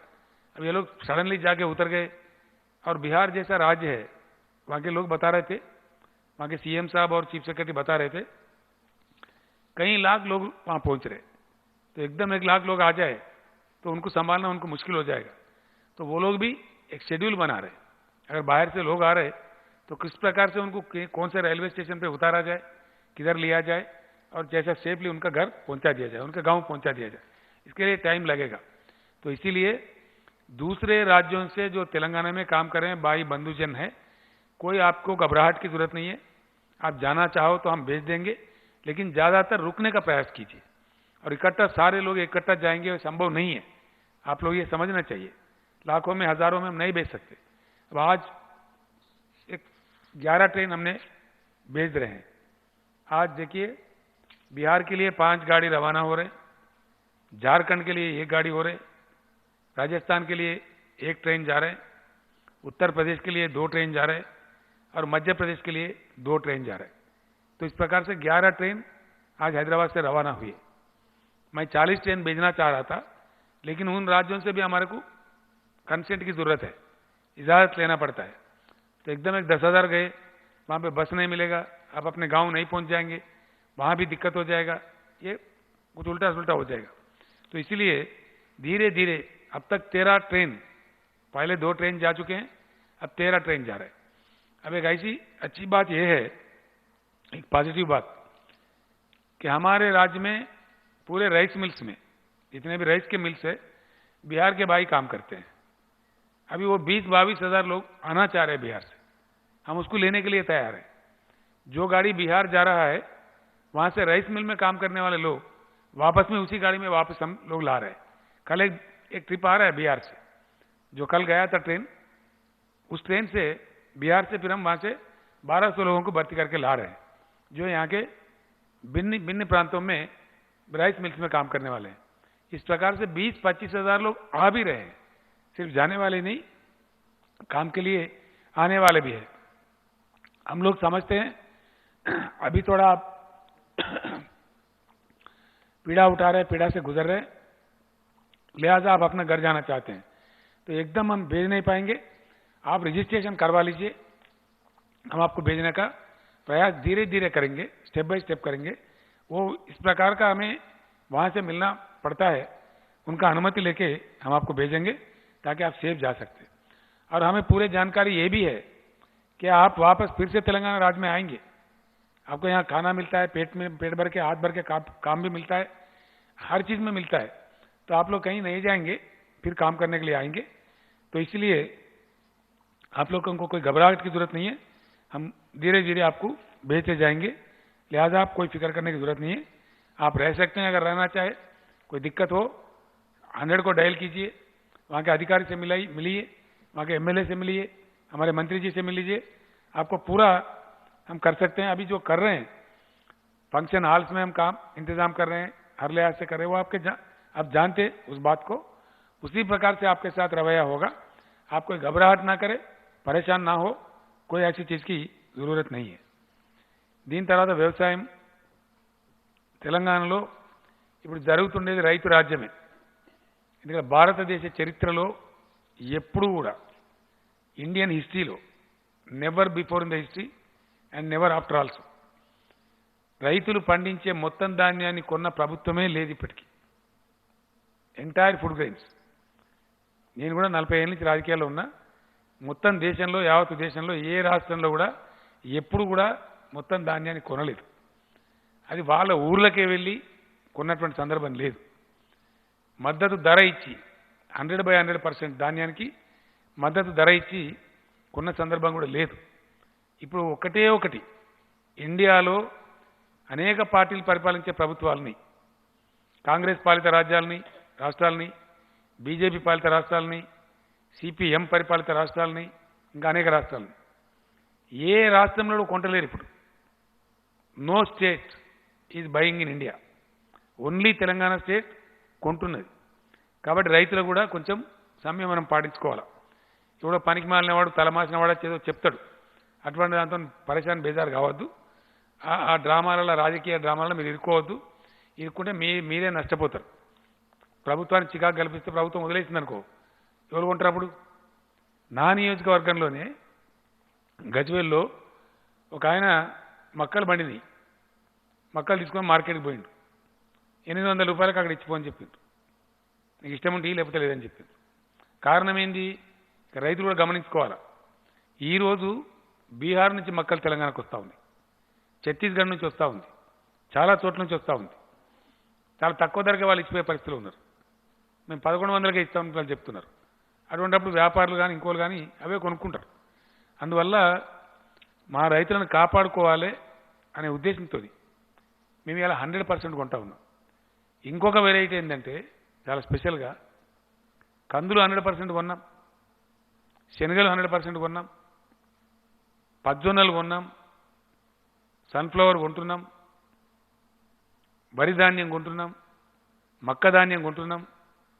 ఇండియన్ హిస్టరీలో భారతదేశ చరిత్రలో ఇన్ని పంటలు ఏకమొత్తంగా కొనే ప్రభుత్వం అసలు లేనే లేదు। ఇప్పుడు రైట్ నౌ ఇప్పుడు కూడా ఇండియాలో ఎక్కడ కొంటలేరు, కొనరు కూడా, ఆ సాహసం చేయరు, మాట్లాడతారు కానీ చెయ్యరు। మన పక్కకే మనం అంటుకొని ఉండే ఛత్తీస్గఢ్, అక్కడ కాంగ్రెస్ గవర్నమెంట్ ఉంది, వీళ్ళు డంబాచారాలు చెప్పిండ్రు। ఏం చెప్పిండ్రు? రాహుల్ గాంధీ స్వయంగా ప్రకటించాడు జీవోల్ని మా దగ్గర, నిన్న మన కరీంనగర్ అని కూడా మాట్లాడి కాంగ్రెస్ లీడర్ 2500 రూపాయలు మద్దతు ధర ఇస్తాం వరకు అని చెప్పారు, 2500। ఇలా 800, 1000 రూపాయలకు కొంటున్నారు, సిగ్గుచేటు। అది ఎకరానికి 15 క్వింటల్లే ఆకునేది కూడా, కడమది వాళ్ళ కర్మానికి వదిలేస్తున్నారు।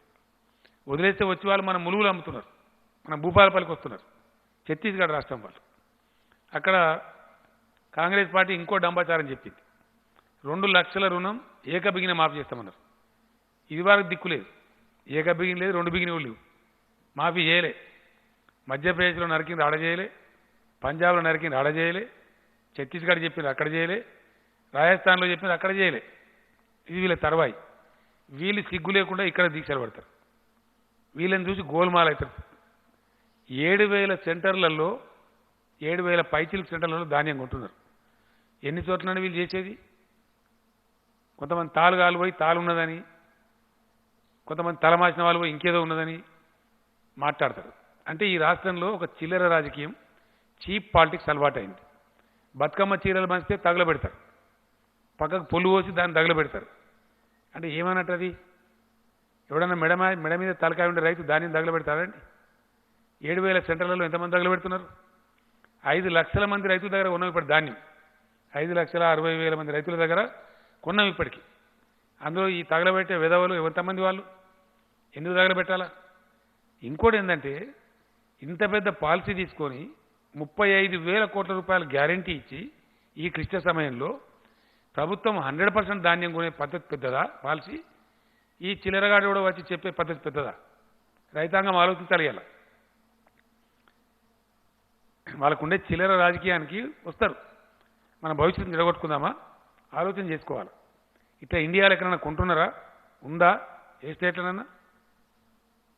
కాబట్టి వీడోడో చిల్లర రాజకీయాల కోసం వస్తే రైతులు దానికి ట్రాప్ కావద్దు, అయితే దెబ్బతింటారు. మేము మా కమిట్మెంట్ ఉంది, ఎస్ చెప్పినామంటే 100% చేసి తీరుతాం, 100% చేస్తాం. కొన్ని పేపర్లు రాస్తున్నాయి, రైతు బంధు అందరికి ఇస్తారా? 100% ఇస్తాం. తగ్గిస్తారా? ఎక్కిస్తారా? ఎట్టి పరిస్థితులు ఎక్కియం. కేసీఆర్ బతికున్నంత వరకు, టీఆర్ఎస్ ప్రభుత్వం ఈ రాష్ట్రంలో ఉన్నంత వరకు రైతు బంధు కార్యక్రమం యథాతథంగా కొనసాగుతుంది. No change at all. పేపర్లు కూడా దయచేసి రాయకండి, మీ టైం వేస్ట్ చేసుకోకండి, మీ ఇంకు వేస్ట్ చేసుకోకండి. I'm making the government policy very clear. ఒక్క రూపాయి కూడా తగ్గించాం. రైతు బంధు యథాతథంగా కొనసాగిస్తాం. వర్షాకాలం పంటకు కూడా 7,000 కోట్ల రూపాయలు బాజాప్తా ఇస్తాం. వాళ్ళకి పంటకు అందేటట్టు మంచిగా ఇస్తాం. అదేవిధంగా అసెంబ్లీలో బడ్జెట్ స్పీచ్ సందర్భంలో ఫైనాన్స్ మినిస్టర్ గారు ప్రకటించినారు, 25,000 వరకు రుణమున్న వాళ్ళందరికీ ఒకటే స్ట్రోక్లో మాఫీ చేస్తామని. అది 5.5 లక్షల మంది రైతులకు లాభం జరుగుతుంది. దానికి కావాల్సిన 1,200 కోట్ల రూపాయలు రేపే రిలీజ్ చేస్తా ఉన్నాం. ఫ్రమ్ టుమారో ఆన్వర్డ్స్ 2-3 రోజుల్లో వాళ్ళ బ్యాంకులో జమ అయిపోతాయి చెక్కులు. రైతులకు ఎటువంటి ఇబ్బంది లేదు. అది కూడా ఒక 5.5 లక్షల మంది రైతులకు వాళ్ళకు అద్భుతంగా అందుతుంది. అదేవిధంగా అదెంత? 1,198 crores. Tomorrow itself we're releasing. Finance minister గారు రేపు కూర్చుని రిలీజ్ చేస్తూ ఉన్నారు. ఆ ప్రకారంగా ఇట్ ఈజ్ అవర్ కమిట్మెంట్. తెలంగాణలో ఉండేది రైతు రాజ్యం, చిల్లరగాల రాజ్యం లేదు. రైతులను ధనవంతులను చేసేదాకా, రైతుల అప్పులు తీరేదాకా, రైతులు తమ పెట్టుబడి తమే జేబులో నుంచి ఖర్చు పెట్టుకునేదాకా ఈ ప్రభుత్వం విశ్రామం తీసుకోదు, ఈ ప్రభుత్వం ఊరుకోదు. కాబట్టి ఉచిత కరెంటు కూడా 24 గంటల ఉచిత కరెంట్ ఇచ్చే ఒకటే ఒక రాష్ట్రం ఇండియాలో తెలంగాణ. ఏ రాష్ట్రంలో కూడా ఇయ్యరు. రైతులకు ఉచిత కరెంట్ ఇచ్చేది 3 రాష్ట్రాలని. అందులో మద్రాసు అంటే తమిళనాడు, ఏపీ, తెలంగాణ. కర్ణాటక కూడా ఇస్తారు ఈ మధ్య అని చెప్పిన, నాకు కరెక్ట్ ఇన్ఫర్మేషన్ లేదు. 8 hours బట్ ఫ్రీయా? టోటల్ ఫ్రీ పవర్ మన దాకా లేదు, but I have to checkup. అది ఎక్కడ కూడా 8 గంటలు, 9 గంటలు, 6 గంటలు ఇస్తారు తప్ప మిగతా టైంలో ఇయ్యరు. 24 hours high quality power without charging single నయా పైసా ఇచ్చే ఒకటే ఒక రాష్ట్రం తెలంగాణ. మా కమిట్మెంట్ ఉంది. ఎందుకంటే రైతులు ధనవంతులు కావాలి, గ్రామీణ ఆర్థిక వ్యవస్థ పరిపుష్టం కావాలి. మాకు ఆ కమిట్మెంట్ ఉంది. ఎవడో వెళ్ళే చెప్తే మేము చేయం, మేము మాట ఇచ్చినాం, చేస్తాం అంతే. ఎవరో చెప్తే చేసాడో, ఎవరు డిమాండ్ చేస్తాడో, అది పిచ్చి రాజకీయ నాయకులు చేసే పని. బట్ మేము యాజ్ ఏ కన్విక్షన్ చేస్తాం. It's our conviction, it's our commitment to our farmers. ఆ విధంగా చేస్తాం. రెండవది, పేదలకు ఉన్నటువంటి మా కమిట్మెంట్ ఏదైతుందో 600 అయినా సరే దాన్ని అమలు చేస్తాం 100%.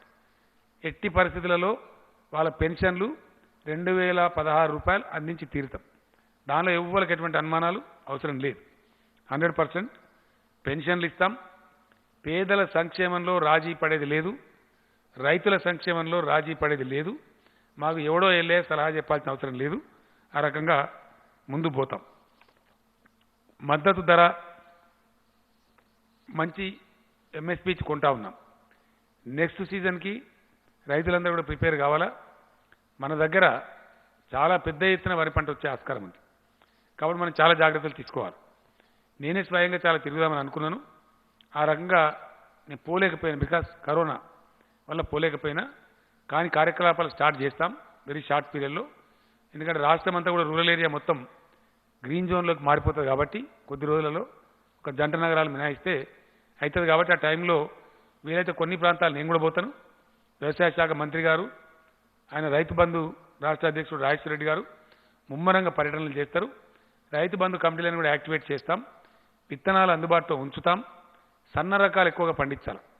ధాన్యం ఎక్కువ పండించి పరిశాన్ కావద్దు. ఎందుకంటే ఈరోజు ప్రభుత్వం కొంటా ఉంది, కరోనా ఉందని 100% కొంటా ఉన్నాం. ప్రతిసారి కొనడం సాధ్యం కాదు. కాబట్టి మార్కెట్లో డిమాండ్ ఉండే పంటలు పండించాలి. సన్న రకాలకు కూడా దాదాపు 30-35 లక్షల ఎకరాలలో నాటేసుకోవడానికి చాలా అద్భుతంగా ఆ ఇత్తనాలు కూడా సమకూరుస్తూ ఉన్నాం. ఇప్పటికే సమకూర్చడం జరిగింది. కాబట్టి మీకు ఎరువులు రెడీగా ఉన్నాయి, విత్తనాలు రెడీగా ఉన్నాయి, పెట్టుబడి ప్రభుత్వం ఇస్తుంది. ఇప్పుడు కూడా ఆల్రెడీ ఒక 2,500 కోట్లు రైతులకు జమ అయినాయి. మిగతా డబ్బులను కూడా ఇమీడియట్గా ఇచ్చేస్తూ ఉన్నారు. దాన్ని కూడా మాట్లాడుతూ ఉన్నారు ఈ పనికి మాలినటువంటి రాజకీయ నాయకులు. పైసలు తొందరగా పోతలేవు, మీకు జ్ఞాపకం ఉండాలా. నేనే చెప్పిన కదా లాస్ట్ మీటింగ్లో, లాస్ట్ ప్రెస్ కాన్ఫరెన్స్లో నేనే చెప్పిన, రైతులు కూడా మీరు అనవసరంగా పరిశాన్ కావద్దు. ప్రభుత్వం కొనాలి, కొన్న తర్వాత చిన్న ప్రాసెస్ ఉంటుంది. ఏమైందంటే మిల్లుకు పోతుంది, మిల్లుకు పోయి అక్కడ అకౌంట్ ఫర్ అవుతుంది. అది రాగానే సివిల్ సప్లైస్ కార్పొరేషన్ ఇన్ఫర్మేషన్ వస్తుంది, బంచులుగా రాగానే ఇమీడియట్గా డబ్బులు వేసేస్తారు. ఆ కన్ఫర్మిటీ మిల్లువాంతం రావాలి కాబట్టి, మళ్ళీ మధ్యలో హేరాపేరు జరగదు కాబట్టి రైతుకు ఆ డబ్బులు వేసేస్తారు. ఆటోమేటిక్గా పోతూ ఉంటాయి. అవి పోతున్నాయి. మే నెలంతా కూడా వస్తూనే ఉంటాయి అని చెప్పిన నేను. రైతులకు లేదు ఎగిరితం కానీ కాంగ్రెస్ పార్టీలోకి ఉన్నది. ఎంత సిగ్గుమాలితనంగా మాట్లాడారు. రైతులకు డబ్బులు పోతలేవు, ఎక్కడ పోతలేవు చూపిస్తారా, మాట్లాడదామా? నేనే వస్తాయి, ఎవరికి వస్తారో చెప్తాం. 4 రోజులకు 5 రోజులకు వస్తాయని రైతులు చెప్తున్నారు. లేనిపోని ఇంకోటి బాధ కలిగేది ఏంటంటే, ఏ అంశం ఎత్తుకోవాలన్నా కూడా తెలియలేదు వీళ్ళకు. నాదాని దుష్మని నేను చెప్పిన ఇంతకుముందు. ద బిగ్గెస్ట్ ప్రాబ్లం, చాలా మాకు పెద్ద సమస్య అవుతా ఉంది. తెలివి ఉండాలా. ఇంత మంచిగా, ఇంత పాజిటివ్గా 100% ధాన్యం కొనే ప్రభుత్వం ఒకటే ఒక ప్రభుత్వం ఇండియాలో ఉంటే దాన్ని అప్రిషియేట్ చేయాల్సింది పోయి, దాన్ని గొప్పగా చెప్పాల్సింది పోయి, దానిలో మేమేదో ఇత్తులు కచ్చకాయలు. నేను ఇంకో మాట చెప్తున్నాను, మేము ధైర్యంగా చెప్తాం. ఏం చెప్పినా ఎవడన్నా మంచి రైతు, నికాలస్ రైతు తాళ అమ్ముతాడండి? తాళ అమ్ముతారా ఎవడన్నా రైతు? అమ్మచ్చునా? నేను కూడా రైతే, మనకు రైతులకు ధర్మం అది. తాళ అమ్మి డబ్బులు ఇవ్వని ఎవడన్నా తెలివిన రైతు అమ్ముతాడా? అమ్మ కూడదు, మనకు లత్త కూడదు, మంచిది కూడా కాదు. ఆ డబ్బు ధాన్యం ఎడిపోద్దండి, గవర్నమెంట్కి పోతుంది. అది మిల్లర్కి పోతే మళ్ళీ గవర్నమెంట్ తీసుకుంటుంది. అది అక్కడ ఏముంది, నిబంధన ఉంది. నువ్వు క్వింటాల్ వడ్లు తీసుకుంటే 67 కిలోల బియ్యం జోకాల, 67.5 68 ఉంది జోకాల. పార్బాయిల్డ్ అయితే 68, రా అయితే 67 కిలోలు జోకాల. మరి వాడు తాళ్ళు తీసుకుంటే ఏం జోకాల? అది చిన్న వ్యవహారం. లోకల్గా కూడా చిన్న లీడర్ చేయాల్సిన పని, చాలా స్మాల్. అక్కడ తెలుగుకల్లా ఆర్డీఓ ఉంటే, తెలుగుకల్లా ఎంఆర్ఓ ఉంటే వాళ్ళు పరిష్కారం చేసి ఏముంది అక్కడ? అటు మిల్లర్ ఎందుకు మునగాలి, రైతు ఎందుకు మునగాల? వాస్తవానికి ఏం చేయాలో, ఫ్యాన్ పెట్టి నీ తాళ్ళు తీసేయి, నీ ఎగబోయి తుర్పార బట్టి ఇచ్చేసి, మనం అమ్మేది నికాలస్ ధాన్యం అమ్ముతాం కానీ మనం తాళ అమ్మి పైసలు అడతామా? అంత దరిద్రంగా ఉంటామా? రైతులం ఉండరు.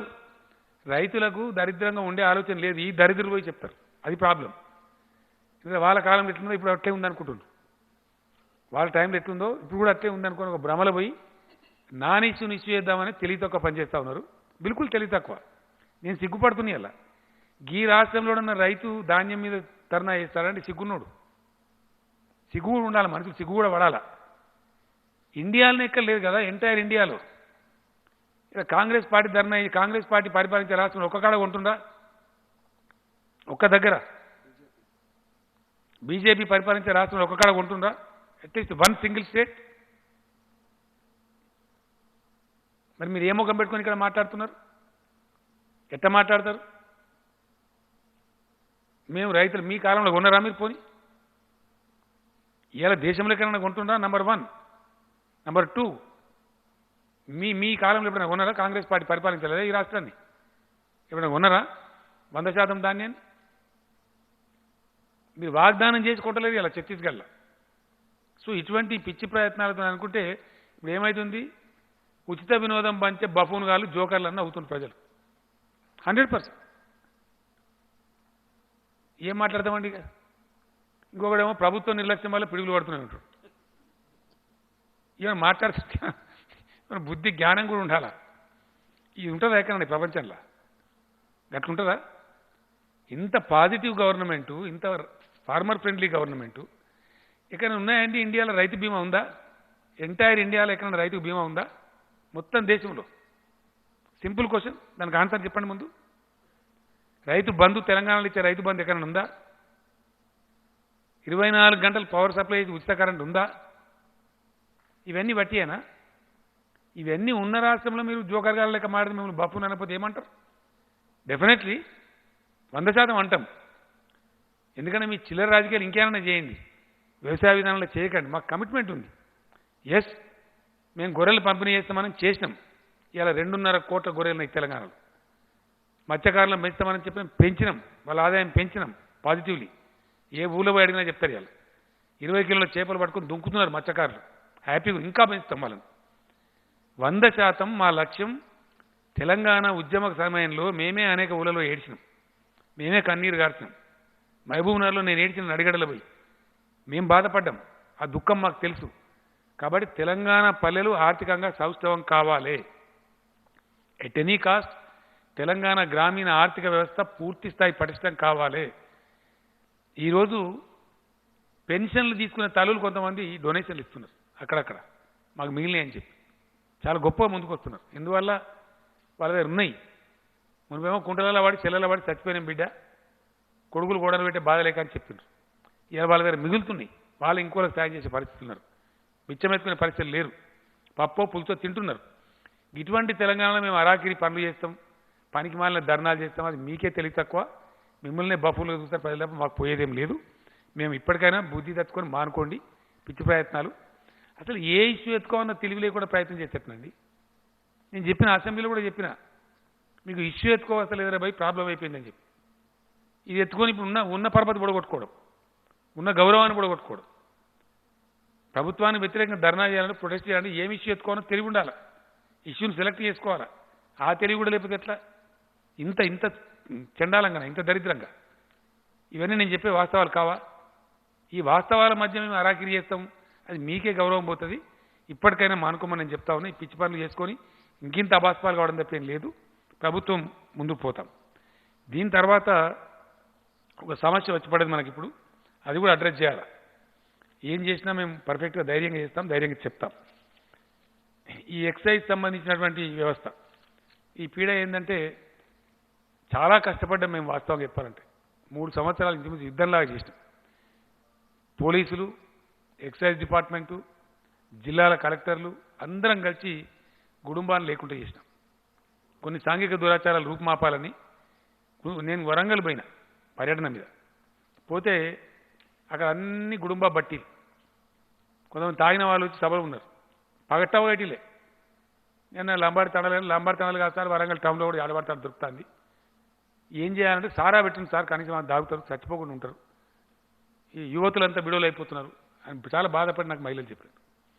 నేను ఇక్కడికి వచ్చిన తర్వాత అందరినీ ఆలోచిస్తే వద్దు సారా వద్దు, చీప్ లిక్కర్ ఏదో అందుబాటులో తెస్తే కొంచెం తక్కువ ధరలో తెస్తే బాగుంటుంది, అది పోతుంది అని చెప్తే అప్పుడు తెచ్చి దాన్ని నిర్మూలన మొదలుపెట్టినాం. మళ్ళీ ఒకసారి కలెక్టర్ల మీటింగ్ పెడితే కలెక్టర్ చెప్పినారు, సార్ కొంతమంది హ్యాబిచువల్ అంటే అలవాటు అయ్యి దాన్ని వృత్తిగా చేసుకుని బతికే వాళ్ళు ఉన్నారు, ప్రత్యామ్నాయ ఉపాధి ఇస్తే మేము బంద్ చేస్తామంటామని చెప్తే 3.5 సంవత్సరాలు వరుసగా సంవత్సరానికి 100, 200, 300 కోట్ల చొప్పున ఇచ్చి 800 నుంచి 1000 కోట్ల రూపాయలు ఖర్చు పెట్టాం. బికాజ్ నేనే స్వయంగా మానిటర్ చేసిన. ఇప్పుడు లేడు ఆయన, డెప్యుటేషన్లో పోయిండు, అకున్ సబర్వాల్ గారు అని చెప్పి పోలీస్ అధికారి. ఆయన పాపం అహోరాత్రాలు కష్టపడి గుడుంబ బట్టలను ధ్వంసం చేసి క్లీన్ చేసినాం తెలంగాణ. ఆ తావులు ఆగిపోయినాయి, సంతోషపడ్డాం. జరుగుతూ ఉండే వ్యవహారం. ఈ కరోనా వచ్చిందని చెప్పి దీన్ని బంద్ చేసినాం. స్ప్రెడ్ ఉంటుంది, కొంచెం ఇబ్బంది అవుతుందని చెప్పి ఫస్ట్ బార్లు అవన్నీ కూడా బంద్ చేసినాం. పబ్బులు, బార్లు, దానికి సంబంధించిన రెస్టారెంట్స్ అవన్నీ బంద్ చేసినాం. తర్వాత షాపులు కూడా బంద్ చేసినాం. దాదాపు 43-44 రోజులు అవుతా ఉంది. అది విజయవంతంగా లాక్డౌన్ ఉంది. ఇప్పుడు ఏమైంది? కేంద్ర ప్రభుత్వం ఇచ్చిన సడలింపు వల్ల మొత్తం మన చుట్టూ 4 రాష్ట్రాలు తెరిచినాయి. 4కి 4. మనకి 2300 కిలోమీటర్ల పెరిమీటర్ ఉంది మన బార్డర్. తెలంగాణ రాష్ట్రం యొక్క చుట్టుకొలత 2300 కిలోమీటర్స్ ఉంది. మనకు లార్జెస్ట్ బార్డర్ ఉండేది ఏపీతో. 890 కిలోమీటర్ల చిల్లర ఏపీ బార్డర్ ఉంటుంది మనకు. 890 అంటే ఆల్మోస్ట్ 900 కిలోమీటర్లు ఆంధ్రప్రదేశ్తో బార్డర్ ఉంటుంది. నెక్స్ట్ లార్జెస్ట్ బార్డర్ వచ్చి మహారాష్ట్ర, అది దాదాపు 700 కిలోమీటర్ల పైచీలకు ఉంటుంది. నెక్స్ట్ లార్జెస్ట్ బార్డర్ వచ్చి 496, 97 అంటే ఆల్మోస్ట్ 500 కిలోమీటర్ల బార్డర్ మనకు కర్ణాటకతో ఉంటుంది. అట్లానే 235, 236 కిలోమీటర్లు ఛత్తీస్గఢ్ బార్డర్ ఉంటుంది. ఈ 4 రాష్ట్రాల్లో కూడా మద్యం చేపలు తెచ్చేసారు నిన్న పొద్దు నుంచి. తెరిస్తే ఫోటోలలో ఇలా రాసి మన పత్రికలు కూడా కొన్ని ప్రచురించింది. ఈ బార్డర్ మీద గ్రామాలను తెలంగాణతో ఆంధ్ర లైన్ కడ పోయి వాళ్ళు లైన్ కట్టి వాళ్ళ మంది మన మంది కలిసి అక్కడ పబ్లిక్ మీటింగ్ పెట్టినట్టు అయిపోయింది ఆ షాప్ల కాడ. ఇది గుడుంబ స్టార్ట్ అయింది, ఇది కొంపలు పుచ్చినట్టుంది, ఆగుతుందంటే ఆగుతలేదు. ఈ 4 రాష్ట్రాలు వీళ్ళు తెచ్చే వరకు పక్క నుంచి పోయింది. ఇక మద్యం స్మగ్లింగ్ మొదలవుతుంది. నెక్స్ట్ స్టెప్ ఏంటంటే స్మగ్లింగ్ వస్తుంది. ఈ మద్యంలో ఒకటి సెకండ్స్ అని ఉంటాయి, ఇది బిల్లు లేకుండా అమ్మేటి, అవి తయారైతాయి. ఇప్పుడు ఇక అవి వచ్చేస్తాయి. తర్వాత ఇక్కడ వీళ్ళు మా మీద గొడవ చేస్తారు. ఇది వాళ్ళ పేరేంది, అది బ్రేవరీసా తయారు చేస్తారు, డిస్టిలరీ కంపెనీస్ ఉంటాయి కదా, వాళ్ళు గొడవ పెడతారు. వాళ్ళు ఏమంటారంటే మేము మరి పైసలు కట్ట వాడితే మీరు లైసెన్స్ ఉంటుంది సార్, మాకు పైసలు వాపసు ఇస్తారా, మరి మీరు అన్ని అందరు ద్వేషమని తెలిసి మీరు తెరవాలని వాళ్ళు గొడవ పెడతారు. అన్నిటి దృష్టి ఆలోచించినప్పుడు 100% తెరుచుడు తప్ప గత్యంతరం లేదు. ఇప్పుడు 100% తెరవాల్సింది. క్యాబినెట్ ఇలా నిర్ణయం తీసుకుని తెరవాలని చెప్పి రేపటి నుంచి ఆ షాపులు కూడా ఓపెన్ చేస్తారు. రోజే వచ్చే ప్రమాదం ఉంటుంది. ఒక రోజు ఆలోచన చేస్తే ఈ విషయం మెచ్చుకున్నట్టే. ఈ స్మగ్లింగ్ స్టార్ట్ అవుతుంది. ప్రాబ్లం ఏంటంటే ఈ సెకండ్స్ స్టార్ట్ అయినాయి అనుకో, ఒకసారి ఆ చైన్ క్రియేట్ అయితే మళ్ళీ దాన్ని పలుకొట్టాలంటే చాలా టైం పడుతుంది. రేపటి నుంచే అంతటా కూడా మద్యం షాపులు తెస్తారు. ఈ రెడ్ జోన్ జిల్లాలో కూడా తెస్తారు. కాకపోతే ఏంది, ఇక్కడ ఒక 15 షాపులు మాత్రం తెరవరు. కంటైన్మెంట్ జోన్స్లో 15 షాప్స్ ఉన్నాయి. మన దగ్గర 2000 అయినాయి సార్, కాదు తక్కువని 2300 చిల్లరనే ఉన్నాయి. 2200 చిల్లర చెప్పిండు. 2200 ఆడ షాప్స్ ఉన్నాయి. అందులో ఒక 15 షాప్స్ మాత్రం తెరవరు, మిగిలిన షాపులను తెస్తారు. కానీ బార్లు, పబ్బులు, క్లబ్బులు నో, ఇటన్నీ కాస్త వాటిని అనుమతించారు. ఈ మద్యం ధరలు కూడా కొద్దిగా పెంచుతూ ఉన్నాం. 16% పెంచుతాం యావరేజ్గా. అది ఏం లెక్కన తీసిన ఇంతకుముందు కదా, తక్కువ అది ఒక తక్కువ రేట్ ఉండేటి ఉంటే చీప్ లిక్కర్ అంటారు దాని మీద 11% పెంచుతారు. మిగిలిన వాడి మీద కొద్దిగా ఎక్కువ పెంచి ధనవంతుల దగ్గర ఎక్కువ తీసుకుంటారు. దాని ఉన్నదేంటి ఇక దాచిపెట్టి ముసుగుల గుద్దులాటది. పేదలు తాగే దాని మీద 11% ఉంటుంది. 11% తక్కువ ధరలు దొరుకుతుంది. మిగిలిన దాని మీద కొంచెం ఎక్కువ ధర ఉండి మొత్తం మీద యావరేజ్ మటుకు 16% ఉంటుంది. 16% పెంచుతారు. ఇది మళ్ళీ తక్కువ కూడా కాదు, ఇక మళ్ళీ వాపస్ తీసుకోరు. కొంత చర్చ జరిగింది, అవతల 70 పెంచింది, 80 పెంచింది, నిజమే అట్లా పెంచద్దు. ఇది మొత్తం కొంపరామ్మే పరిస్థితి వస్తుంది. కాబట్టి మోడరేట్గా పెంచండి అని చెప్పినాం. ఆ రేటుగా 16% ఇంక్రీజ్ ఉంటుంది ఉదయం 10 గంటల నుంచి.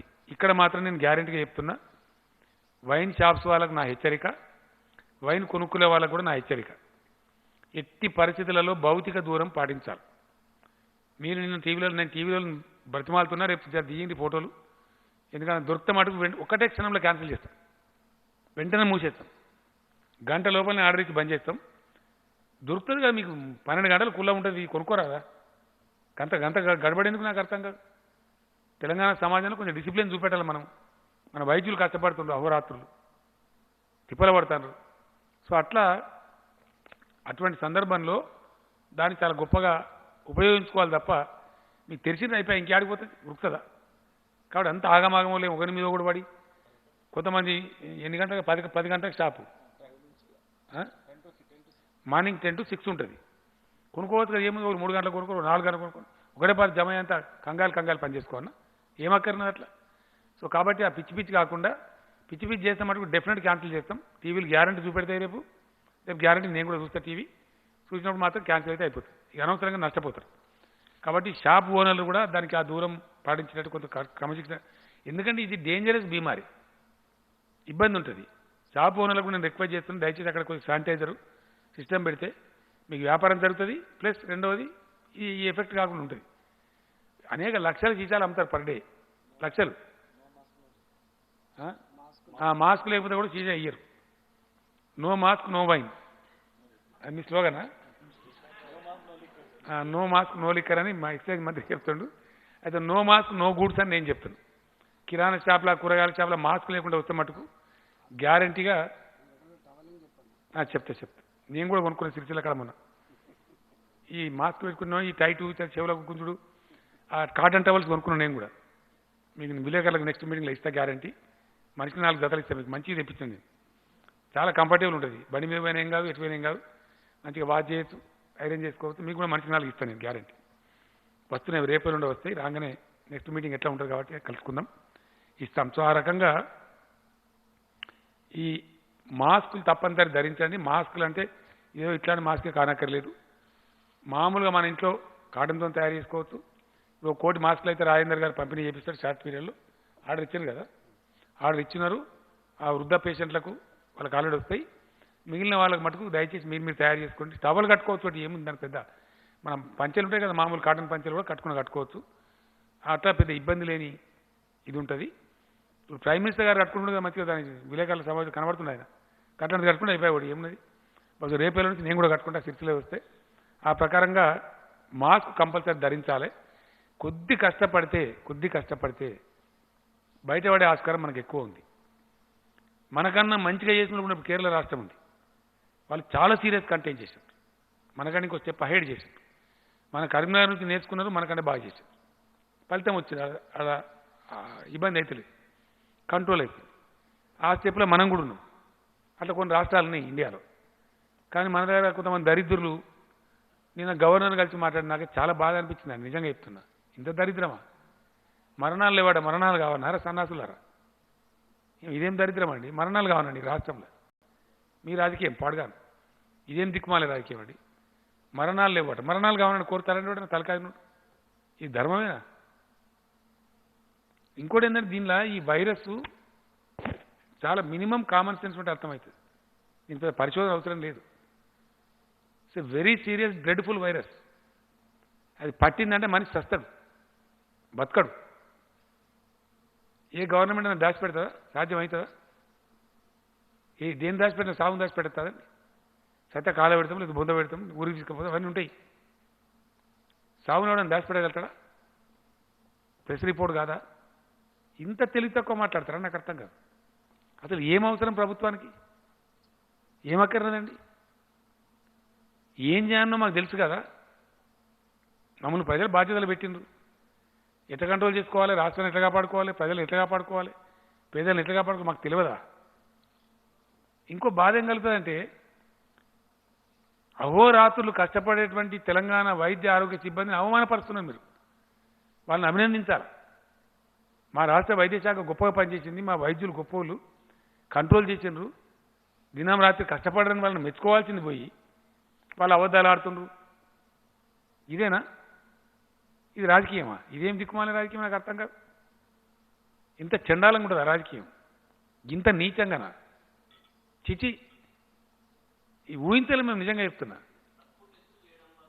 వాని ముఖం టెస్ట్ ఏం చేయాలో మాకు తెలియదానండి నేను ఏమంటున్నా అంటే ఎక్కువ టెస్టులు చేసి ఎక్కువ కేసులు వస్తాయా తెలివి ఉన్నాను కేసులు ఉంటే వస్తాయా లేకపోతే రాకపోతే వస్తాయా అవునా అవసరమనే చేస్తాం కదా నువ్వు చెప్తే నువ్వు ఎవడో బోకర్గాడు చెప్తే ఇస్తారా నీకోసం చేస్తారా టెస్ట్ నాకు అర్థం కాదు ఇది రాజకీయ డిమాండ్ అవుతారా బుద్ధి తక్కువ వారం కాకపోతే కేసుల సంగతి హెల్త్ డిపార్ట్మెంట్ ఉంటుంది కదా ఇవ్వగదా ఈ విధవరకు కూడా ఇస్తారు అపాయింట్మెంట్ పనికి మళ్ళీ అపాయింట్మెంట్ ఏం పార్టీలు అండి అవి నాకు అర్థం ఆల్ పార్టీ అని చెప్పారు చీఫ్ సెక్రటరీని కలుస్తాం మనం ఏం ఆల్ పార్టీ దాన్ని చూసాను తెల్లారి ఫోటో ఓడి ఇంటి పార్టీ ఓడి పక్కింటి పార్టీ ఓడి ఎదురింటి ఈ పార్టీలా ఓడు ఎత్తాడు ఓడు తవ్వడు ఇంకోటి మోయాడు ఒకరి డిపాజిట్ రాదు అవి పార్టీలు వాటి పరిగణలో తీసుకోవాలి మనకి మళ్ళీ దందా పార్టీలేనానండి పార్టీలు ఉన్నాయా ప్రజలే తీసుకుంటలేరు సీరియస్గా మేమే తీసుకోవాలి నాకు అర్థం కాదు ఈయన వచ్చి గప్పకాలు కొట్టుకుంటూ కూర్చుంటారు ఇంత సిగ్గుమాలని ముచ్చట్నండి మీనింగ్ఫుల్గా మాట్లాడితే మీనింగ్ఫుల్ అపోజిషన్ ఉంటేనేమో టైం ఇస్తారు ఇంత ఇంత ఇంత దర్టీగా ఇంత దరిద్రంగా మాట్లాడడానికి ఎవరు టైం ఇస్తారండి it's waste of time talking to these fellows definitely నేను ఓపెన్గా చెప్తాను కదా నేను చెప్పే లైవ్ పోతుంది కదా ప్రజలు చూస్తారు కదా నా తప్పుడు నాకు శిక్ష విధించారా ప్రజలు 100% ఇట్లా ప్రవర్తిస్తారండి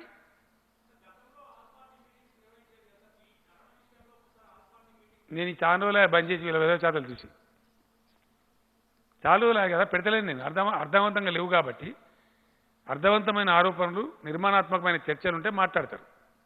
మీకు ఒక్క మాట చెప్తా బ్రదర్, ఏమనుకోవద్దు. ఈ రోజుకు సమాధానం లేదండి కాంగ్రెస్ పార్టీ నుంచి. ఒక ముఖ్యమంత్రి ఒక అద్భుతమైనటువంటి ఇరిగేషన్ తెద్దాము ఈ రాష్ట్రానికి, మనకు సంక్రమించిన వాటా వాడుకుందాము, గోదావరి నీళ్ళు ఎట్లా వాడుకుందామని నేను అసెంబ్లీలో చరిత్రలో first time power point presentation ఇస్తా, అందరూ ఉండి సలహా చెప్పమని అడిగిన నేను ఓపెన్గా, నాకు రహస్యం లేదు, బహిరంగంగా. ఈ పార్టీ పారిపోయింది. మీరు చూడలేదా? ఎందుకు పారిపోయినండి వీళ్ళు? ఉండాలా, కూర్చోవాలా, గిట్లా కాదు గిట్లా అని చెప్పాలి కదా. పరిజ్ఞానం లేదు, దాని విషయం తెలియదు, దాని డెప్త్ లేదు. ఈరోజు ఏం జరుగుతుందండి? లాస్ట్ పాయింట్కి రాబోతుంది కాళేశ్వరం ప్రాజెక్టు. లాస్ట్ పాయింట్ మన చరిత్రలో చూసినామా? మన రాష్ట్రంలో ఎస్ఆర్ఎస్పి ప్రాజెక్టు పుట్టిన కాడి నుంచి 6 మాసాలు తడి ఆరకుండా పారింది కాకతీయ కాలువ. ఫస్ట్ టైం చరిత్రలో. బట్ ఫర్ కాళేశ్వరం కాదా? మనం చూడలేదా? ఇలా ఎక్కడ చూసినా ఈ గ్రామాలలో బంగారం పంటల ధాన్యం రాసులు లేవా? కొంటలేమా? ఇప్పటికే 30 లక్షలు కొన్నాం ఆల్రెడీ. ఇవాళ చెరువులు అలుగులు వార్తలేవా? చూపెడదామా, పోదామా? వేల చెరువులు మత్తలు దుంకుతున్నాయి ఇవాళ. ఇప్పుడు నవ్వు ఎస్ హుజూరాబాద్కు రోహిణి కార్తీలో నాటేయించడానికి నేను రాజేందర్ గారు పోతాం, రేపు ఎల్లుండి పోతాం. అక్కడ ఎక్స్పెరిమెంటల్ బేసిస్లో సిద్దిపేట కూడా రోహిణి కార్తీలను స్టార్ట్ కావాలి, రాలవాన బాధలు తప్పాలి, షెడ్యూల్ ముందుకు లాగాలని పోతున్నాం. ఇవన్నీ ప్రాక్టికల్ కావా? సత్యం కాదా ఇది? ఏ పార్టీ పోలేదండి?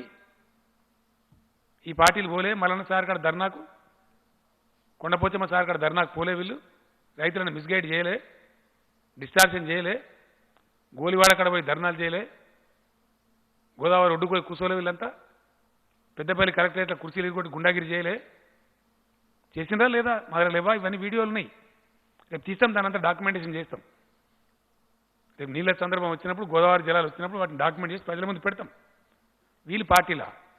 వీళ్ళ ఆల్ పార్టీ, వీళ్ళకి సంస్కారం ఉంది. వీళ్ళతో మేము మాట్లాడాలి, గప్పాలు కొట్టుకుంటా. నిర్మాణాత్మకంగా వ్యవహారం చేస్తే, పద్ధతిగా మాట్లాడితే, సలహా ఇస్తే ఓకే. కానీ పనికిమాలినవి చేసి అడ్డం పొడుగు మాట్లాడి ఇష్టం వచ్చిన ఆరోపణలు చేస్తాం. ఇష్టం వచ్చినట్టు చేస్తారండి. నీచంగా మాట్లాడతాం. ఇంత నేను చెప్పేది అబద్ధమా? ఎంత గలీజ్ మాట్లాడతారండి, నాకు అర్థం కాదు. మేము బాజాప్తా ఎన్నికలు పోయినాం. 7 నెలల మా కాలాన్ని రద్దు చేసుకుని, శాసనసభ రద్దు చేసి 3/4 మేయర్తో గెలిచినాం. ఈవీఎంలు గోల్మాల్ చేసిన మాట్లాడతారు. మరి తర్వాత అన్ని వరుసబట్టి బ్యాలెటే. మున్సిపల్ ఎన్నికలు, జడ్పీ ఎన్నికలు, ప్రతి ఒక్కటి బ్యాలెటే. కోఆపరేటివ్ ఎన్నికలు అక్కడ ఎందుకు ఓడిపోతుంది? 32 జిల్లా పరిషత్ ఒక్కటి రావద్దా మీ ముఖానికి? ఒక్కటి. మిమ్మల్ని ప్రజలు తిరస్కరిస్తాను. దాన్ని ఏం సంస్కరించుకోవానో, ఏం బుద్ధి తెచ్చుకోవానో ఆలోచించుకోకుండా అదే మేము ఇక అడ్డం పొడుగు మాట్లాడతామంటే గిదే గతి మీకు అవుతుంది డెఫినెట్గా. తెలంగాణ లాంటి రాష్ట్రంలో రైతుల సమస్య ఉంటుందని నాకు అర్థం కాదు. కానీ అద్భుతంగా పెట్టుబడి ఇస్తాంటిమి, అద్భుతంగా రుణమాఫీ చేస్తాంటిమి, అద్భుతంగా కరెంట్ ఇస్తాంటిమి, అద్భుతంగా వాళ్ళు కొన్న పంటలు కొంటాంటిమి. ఉన్నదా ఇండియాలో ఎటువంటి స్టేట్ ఎక్కడన్నా? చూపెడతారా? నేను పెడితే విమానం ఖర్చు స్పెషల్ ఫ్లైట్ పెడతాం, తొలకపోతారా? దీనికి సమాధానం రాదు. ఏదో మాట్లాడాలి, సొల్లు పురాణం ఇష్టం వచ్చినట్టు ఇట్లుంటుందా? పట్టించుకుంటామా మేము? Thank you. ఒక్కలే బాబు, 2-3 క్వశ్చన్. ఒక్కలు పోయి అన్నీ నడుస్తాయి బ్రదర్. 50% ఫ్రమ్ హోమ్, మిగతా అంతా చాలా అయిపోతుంది. ఆయన క్వశ్చన్ అయిపోద్దా? ఆయన అర్థం కాలేదు బ్రదర్. ఆయన మాట్లాడినవా?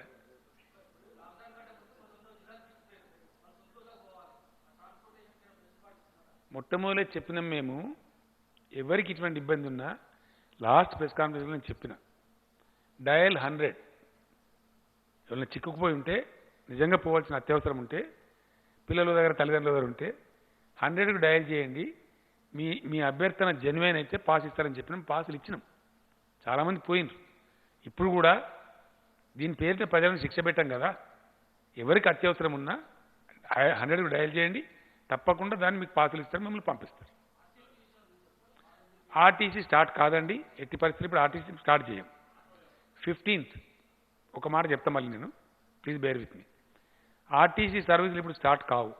ఎందుకంటే పబ్లిక్ ట్రాన్స్పోర్ట్ను కేంద్ర ప్రభుత్వం నిషేధించింది. ఓన్లీ గ్రీన్ జోన్లు అని చెప్పింది. ఫర్ ఎగ్జాంపుల్ మనకు ఈజీగా అర్థం కావాలంటే సిద్దిపేట జిల్లా గ్రీన్ జోన్ ఉంది, కానీ పక్క జిల్లా లేదు. మరి యాడికి తిప్పాలా బస్సుగా? కాబట్టి మనకు 9 గ్రీన్ డిస్ట్రిక్ట్స్ ఉన్నాయి, అవన్నీ ఇసిరేసినట్టు ఉన్నాయి. కొద్ది రోజులలో నాకు తెలిసి బహుశా ఈ 18 ఆరెంజ్ ఏవైతున్నాయో అవన్నీ కూడా గ్రీన్ జోన్లు అవుతున్నాయి రాబోయే కొద్ది రోజులలో. మంత్రి గారు రాజేందర్ గారు రేపేలుండే హెల్త్ సెక్రటరీ, సెంట్రల్ హెల్త్ సెక్రటరీతో మాట్లాడి అవి చేంజ్ చేపిస్తారు, వాటి స్టేటస్ మారుతుంది. మారితే 15th నాడు రివ్యూ మీటింగ్ ఉంది నా దగ్గర. మళ్ళొకసారి చెప్తున్నా, నో కన్ఫ్యూజన్. 15th నాడు రివ్యూ మీటింగ్లో ఆ తర్వాత హైదరాబాద్లో కూడా షాపులు తెచ్చే ఆస్కారం ఉంటుంది కొంతమేరకి, depending on the disease, depending on the situation, depending on the lessons we learn from Delhi, Madras, Chennai, Bengaluru, ఇతర నగరాల నుంచి మనకు పాఠాలు వస్తాయి. ముంబై ఏం జరుగుతుంది, ఓపెన్ అయిన నగరాలు, మహానగరాలలో అక్కడి నుంచి మనకు పాఠాలు వస్తాయి. దాని ఉదాహరణ చూసుకొని, ఎందుకంటే హైదరాబాద్ నగరంతో మనం ఆటలు ఆడుకోలేము. హైదరాబాద్లో తాళం తీసినామనుకో రోడ్డు మీద ఫ్లడ్, వాహనాల యొక్క జాతర, నది ఎట్లా ప్రవహిస్తుందో మన నగరంలో వాహనాలు అట్లా ప్రవహిస్తాయి. ఇంకా భౌతిక దూరం ఎక్కడిది? మనం చేయలేం, కంట్రోల్ చేయలేం, పోలీసు కూడా చేయలేదు. కాబట్టి ఈ మహానగరాన్ని కాపాడుకోవాలి. దానికోసం అని చెప్పి రాష్ట్రంలో ఎక్కడ చిన్న కొద్ది దూరమే ఉంది కాబట్టి ఆర్టీసీ 15 తారీఖు వరకు నడపం. 15 తర్వాత ఆర్టీసీ నడిపేదానికి అవకాశం ఉంటుంది. హైదరాబాద్లో కూడా మనకి ఇప్పుడు ఫ్లాటన్ అయిందంటే తగ్గుముఖం పట్టింది. ఇది ఇదే లెవెల్లో పోతూ ఉంటే హైదరాబాద్ షాపులు కూడా 1/3 ఆల్టర్నేటివ్ తెరిచే ప్రయత్నం చేస్తాం. ఆటోలకు ఓన్లీ గ్రీన్ జోన్లో అవకాశం ఉంది, మిగతా ఎక్కడ అవకాశం లేదు. Please please please question. Auto రిక్షాలకు, క్యాబులకు గ్రీన్ జోన్లో పూర్తి అవకాశం ఉంది, క్యాబులకు ఆరెంజ్ జోన్లో అవకాశం ఉంది, మిగతాది లేదు. ఏమండి, 20 మందితో పెళ్లి చేసుకోవచ్చు. చచ్చిపోతే 10 మంది, పెళ్లి చేసుకుంటే 20 మంది. ఎక్కడ సార్? ఈఏలో 20 ఇచ్చారు, వాళ్ళు చెప్పింది నేను చెప్తాను. కేంద్రం గైడ్ లైన్సే యథాతథంగా అమలు చేస్తాం.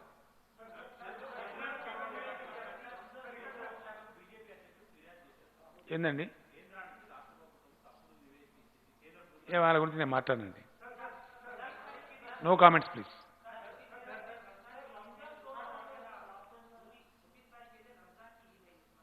हाँ 26 नहीं है भाई, 24 नहीं देते, इस समय नहीं दे रहे. खरीदी तो बिल्कुल गले तो मिलना नहीं चाहिए ना. शेक हैंड भी नहीं देना चाहिए, गले भी नहीं मिलना चाहिए, ईदगाह पे नहीं जाना चाहिए, तराबियां भी घर में पढ़ना चाहिए. मैं माफी चाहता हूं हमारे मुसलमान भाइयों से या किसी भाई से भी. No religious congregations are allowed, no political meetings are allowed, no rallies will be allowed. All that is banned by Government of India and that will continue in Telangana.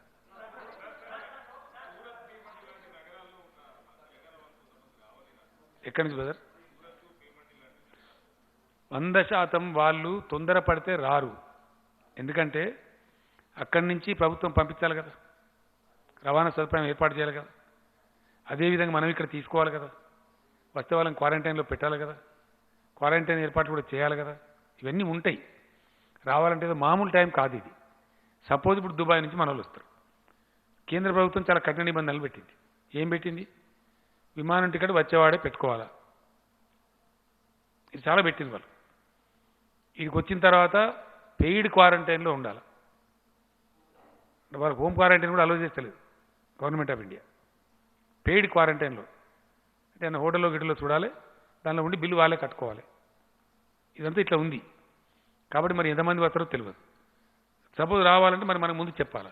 Paid quarantine అంటే హోటల్లో గిటలో లాడ్జ్లో book చేయాలి, వాళ్ళని అక్కడ ఉంచాలి, 14 రోజుల తర్వాత test చేయాలి, ఇవన్నీ ఉంటాయి. కాబట్టి రావచ్చు, అత్యవసరం ఉన్న వాళ్ళు రావచ్చు. కాకపోతే అక్కడ రాష్ట్ర ప్రభుత్వం ఏర్పాటు చేయాలా, ఇక్కడ స్టేట్ గవర్నమెంట్ మనం అబ్జర్వ్ చేసుకోవాలి, వాళ్ళకి ఏర్పాట్లు చేయాలి, వాళ్ళని క్వారంటైన్లో పెట్టాలి. ఇది మామూలు పరిస్థితి కాదు, ఒక విపత్కర పరిస్థితి.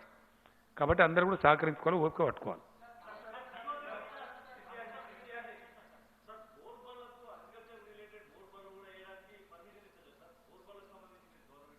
నాకు తెలిసి బోర్లు వేసే అవసరమే ఉండకపోవచ్చు, ఎక్కడ ఉంటే స్పెషల్ ఉంటే చెప్పండి, చేపిద్దాం.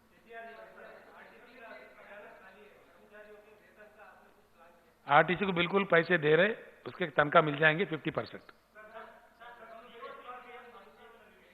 ఏందండి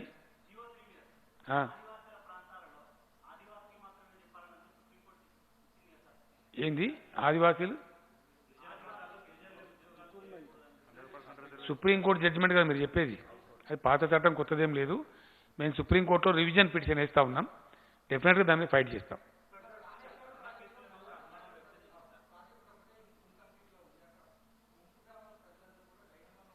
ఏం డైలం ఉందా? ఏం డైలం లేదు. నీకు తెలియదు లేదు, మనలేదు. నీకు తెలియదా బాబు? 98% ఖాళీ చేస్తాను, నీకు తెలియదు పోతుంది. నీ సపరేట్ చేయక ఊకోను.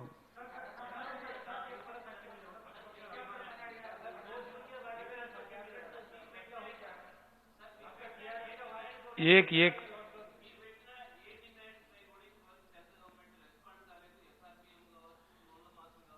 కేంద్ర ప్రభుత్వం, మేము దేనికి సిగ్గుపడమట్ల భయపడము, స్పష్టంగా మాట్లాడతాం, కుండా బద్దలు కొడతాం. No reservations. ఇప్పుడు ఈరోజు కూడా చాలా పత్రికలు, మన తెలుగు పత్రికలు కూడా ఎడిటోరియల్స్ కూడా రాసినాయి. కేంద్రం తప్పకుండా తప్పుడు విధానాలు అవలంబిస్తున్నది. ఎస్, దేశం యొక్క ఆర్థిక పరిస్థితి కరోనా కంటే ముందు చాలా ఘోరంగా ఉంది. బేషజానికి పోయి వాళ్ళు ఒప్పుకున్నా ఒప్పుకోకపోయినా ఎకనామిక్ స్లోడౌన్ ఉంది. దాని మీద పులి మీద పుట్టలాగా ఈ కరోనా దెబ్బపడ్డది. ఆర్థిక పరిస్థితి చిన్న భిన్నమైపోయింది.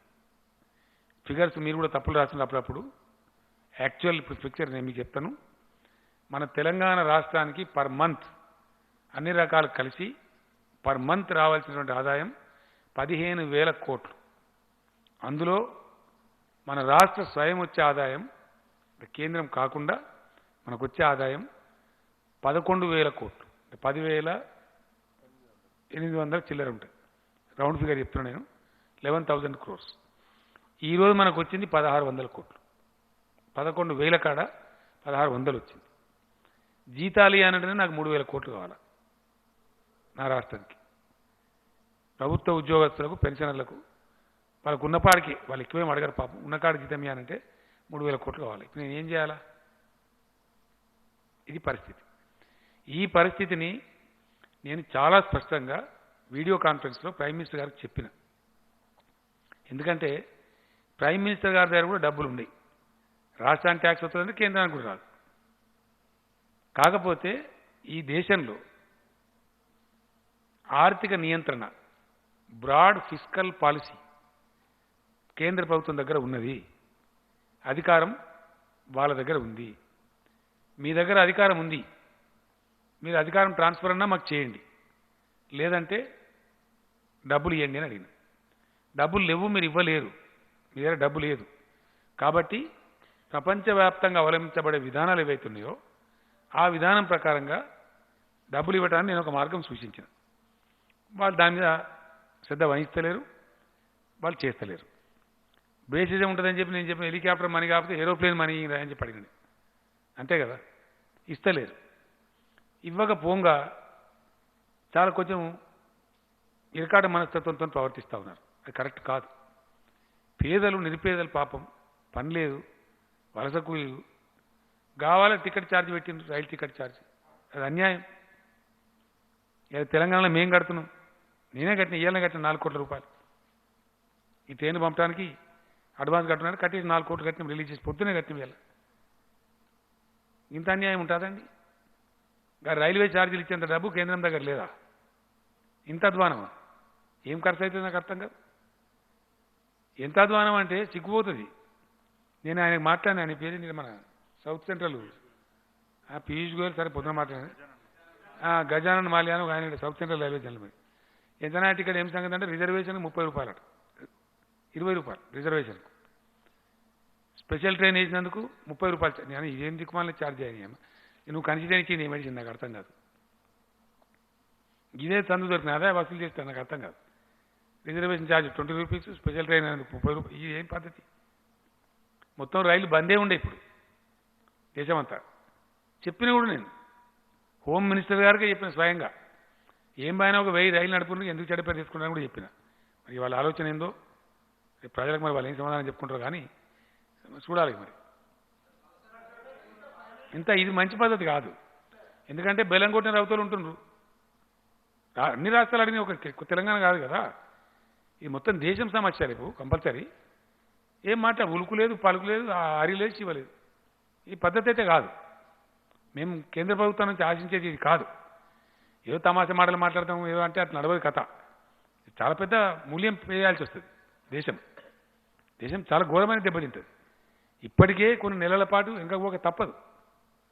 100% ప్రపంచవ్యాప్తంగా ఆర్థిక నిపుణులు చెప్తున్నారు. ఇప్పుడు మనమే అనుకుందాం 15,000 అయితే కదా 1600 వచ్చింది, ఈ ఘాటా ఊకుంటుంది. ఇది 4 నెలలు కొడుతుంది, 5 నెలలు కొడుతుంది. మనకు ఎట్లా మేకప్ చేసుకోవాలి? సో అట్లా ముందే దెబ్బ పడ్డదంటే కదలకుండా ఉలకకుండా మెలకకుండా ఉంటే నడుస్తుందా దేశం? దేశ బాధ్యతలు ఉన్న దేశ బాధ్యత ప్రకారం ప్రవర్తించాలా, చెప్పాలి. ఇంకోటి ఏంటంటే బాధాకరమైన విషయం ఏంటంటే, దయచేసి మీరు రాయాలి, చాలా బాధాకర విషయం ఇది. మా రాహుల్ రాయాలి నేషనల్ న్యూస్లో ఇది. Please I request you. See, the point here is what I demanded the Honorable Prime Minister in the video conference. Please increase the FRBM. That loan will be borne by the states only. Center has to bear nothing. And another thing, మాకు అప్పులు ఉన్నవి అన్ని రాష్ట్రాలకు ఉంటాయి, కేంద్రానికి ఉంటాయి. అప్పులను ఇప్పుడు మనం చూస్తాం కదా, సపోజ్ ఒక ఏరియాలో బాగా కరువు పడ్డది, ఇమీడియట్ డిమాండ్ ఏముంటుంది? లోన్స్ అని రీషెడ్యూల్ చేయండి, లోన్స్ అని కట్టలేని పరిస్థితి ఉంది కాబట్టి రీషెడ్యూల్ చేయండి అని చెప్తారు, రీషెడ్యూల్ చేస్తారు. అది న్యాచురల్గా జరిగే ప్రాసెస్. నేను అదే అడిగిన ప్రైమ్ మినిస్టర్ గారిని, రాష్ట్రాలు చెల్లించాల్సినటువంటి అప్పులు ఏవైతున్నాయో whether they are FRBM loans or any other loans, దాని డిఫర్మెంట్ ఇవ్వండి. చిన్న పని కదా, ఎందుకు చేస్తలేదు కేంద్రం? I'm surprise really. కేంద్రం మీద వచ్చే బర్డెన్ ఏంది? What is this policy? We're not able to understand. Very sorry for the attitude of the government of India. I really feel sorry. మా నిరసన కూడా వ్యక్తం చేస్తాం. చూస్తాం, కొంత సమయం చూస్తాం. మరి వాళ్ళకేమైనా పాలసీ ఉందా, మంచిగా చెడ్డా వెయిట్ చేస్తున్నాం. అటువంటి సందర్భం వచ్చినా డెఫినెట్గా చాలా తీవ్రంగా ప్రతిస్పందిస్తాం. జరగాలి కదా మరి. కడుపుకు లేనివాడు ఏం చేస్తాడు? జరగకుండా ఉంటే ఏం చేస్తారు? మీరు ఇవ్వండి, లేదు మాకు అధికారాలు ఇవ్వండి, మేము తెచ్చుకుంటాం, మేము మాట్లాడుకుంటాం, మేము అధికారం వదిలిపెట్టాం, మా దగ్గర పెట్టుకుంటాం అంటే కరెక్ట్ కాదు. ఈరోజు ఇంకోటి కూడా మేము క్యాబినెట్లో డిస్కస్ చేసినాం. ఒక పవర్ బిల్ తెస్తా ఉన్నారు. ఈఆర్సీలను అపాయింట్ చేసే అధికారం మనకుంది. ఇప్పుడు దాన్ని తీసేస్తారట, సెంట్రల్ గవర్నమెంట్ అపాయింట్ చేస్తారట. ఇదేం అన్యాయం అండి? ఇంతకుముందున్న కాంగ్రెస్ ప్రభుత్వం కంకరెంట్ లిస్ట్, అంటే రాష్ట్రాలకు కేంద్రానికి మధ్యలో ఉండేటువంటి కంకరెంట్ లిస్టులో ఉన్నాయన్నీ తీసి మొత్తం సెంట్రల్ పవర్స్లో పెట్టి పడేశారు. వాళ్ళు ఒక్కాకంటే వీళ్ళు రెండాకులాగా ఉన్నారు. మొత్తం సెంట్రలైజ్ చేస్తారు వీళ్ళు కూడా, BJP government, which is not correct. ఇది ఫెడరల్ స్ఫూర్తికి విఘాతం 100%. As states we will cry, whatever the government is there we will shout, it is our right. ఎందుకంటే ఈ పద్ధతి కాదు. ఎలక్ట్రిసిటీ బిల్ ఏదైతే కేంద్రం తెస్తా ఉందో మేము చాలా స్ట్రాంగ్గా అపోజ్ చేయబోతాం. రేపు పార్లమెంట్లో కూడా భూమి ఆకాశంతో ఒకటి చేస్తాం. అది పాస్ కానీ ఆ బిల్లు, అది డ్రెకోనియన్ బిల్, కంప్లీట్ ఫెడరల్ స్ఫూర్తికి విఘాతం, రాష్ట్రాల హక్కులను హరించేది. ఇంకా తమాషా ఎట్లుంటే తెలుసా? మీరు డైరెక్ట్ ఇప్పుడు సపోజ్ మన దగ్గర 24 hours పవర్ ఇస్తున్నారు రైతులకు, రేపు వాళ్ళు చెప్పినట్టు ఇవ్వాలి. ఇప్పుడు ఏమవుతుంది దీనిలో? అల్టిమేట్గా డిస్ట్రిబ్యూషన్ అంతా కూడా ప్రైవేట్కి అప్పచెప్పే వ్యవస్థ జరుగుతుంది. ఇది ముక్కు పిండి వసూలు చేస్తారు. సబ్సిడీ ఇయ్యద్దట, ఇస్తే డీబీటీ. ఇది పెద్ద గందరగోళం. సపోజ్ మనం 24 hours ఇస్తున్నాం, లేదు 14 గంటలు ఇవ్వాలి అంటే మన రైతుల కరెంట్ కట్ చేస్తారా? లేదు వ్యవసాయానికి ఛార్జీ పెడతారా? అచ్చా ఖచ్చితంగా మీటర్లు పెట్టాలన్నట్టు 100% మీటర్స్ పెట్టాలి ఇది దీని పాలసీ ప్రకారం మీటర్లు పెట్టి ముక్కు పిండి వసూలు చేయాలి ప్లస్ ఇచ్చుకున్నట్టు సబ్సిడీ డైరెక్ట్ రైతుకి ఇచ్చుకో ఇది ఇంత పెద్ద ఏమో ముఖ్యాన్ని ఇట్లా చూపించినట్టు అవన్నీ కూడా ఎస్సీ ఎస్టీల సబ్సిడీ ఉంటుందా తీసేస్తారా ఏమవుతుంది ఇట్స్ బిగ్ క్వశ్చన్ కాబట్టి దాని మేము ఎట్టి పరిస్థితులు ఒప్పుకోము ఇది రాష్ట్రాల హక్కులను అధికారాలను హరించడమే కేంద్రం ఇంకా మౌనం పాటించడం కూడా కరెక్ట్ కాదు ఆర్థిక విషయంలో సెంట్రల్ గవర్నమెంట్ ముందు రావాలా డెఫినెట్గా they should come forward and they should solve the problem it's the problem of the country it's not the problem of one state or 2 states మొత్తం దేశ సమస్య కాబట్టి ఇట్ షుడ్ కమ్ ఫార్వర్డ్ బెల్లం కొట్టిన రాయిలా ఉంటాము మీరు ఏమన్నా నడుచుకొని మీరు సపోర్ట్ చేయమంటే ఇది ఎక్కడ పద్ధతి కాదు అది నేను మళ్ళీ నెక్స్ట్ చెప్దామని అనుకున్నా కానీ ఇప్పుడు నరేగా వ్యవసాయానికి అనుసంధానం ఏం పోయేది ఉందా నాకు అర్థం కాదు మునిగిపోయేది ఉందా దానిపై ప్రెస్టేజ్ విషయం ఉంది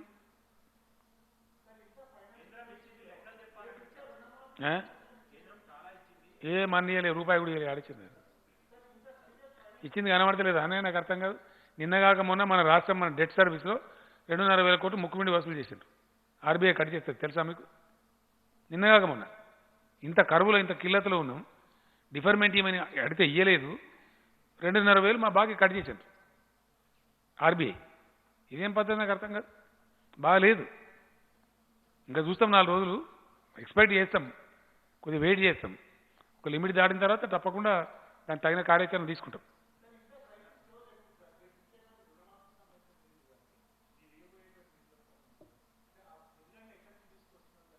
అప్పు తెస్తానమయ్యా అప్పు తెస్తానం అంటున్నా ఓపెన్గా చెప్తున్నా దాన్ని దాచిపెట్టేది ఏముంది చెప్పినా ఇస్తలేము సార్ రీషెడ్యూల్ అయితే రాహుల్ ఇప్పుడు ఈ ఎస్ఎస్సీది ఒక డిసైడ్ అయితే వన్స్ కోర్టు పర్మిషన్ ఇచ్చేస్తే దాని సీక్వెన్స్లో మొత్తం సిలబస్ ఫ్రేమ్ అంతా వర్క్ చేస్తాం ఏం కావాలని చెప్పకపోతే నాకేమైనా కలబడుతుందా కాదా మాకు ఫలాన్ని కావాలంటే నేను చేస్తారు కానీ మీరు ఏం చెప్పకపోతే నేనేం చేయాలి మీరు అల్లం నారాయణ గారికి చెప్పుండి అని ఉంటే చెప్తే సాల్వ్ చేసి ప్రయత్నం చేద్దాం ఇష్యూ ఉంటే నేను ఏమంటున్నా అంటే మీకు ప్రాబ్లం మీ పత్రికలు ఇస్తలేరా ఎందుకు ఇయ్యారు గమ్మతున్నది మీ యాజమాన్యాలు ఇవ్వాలి కదనండి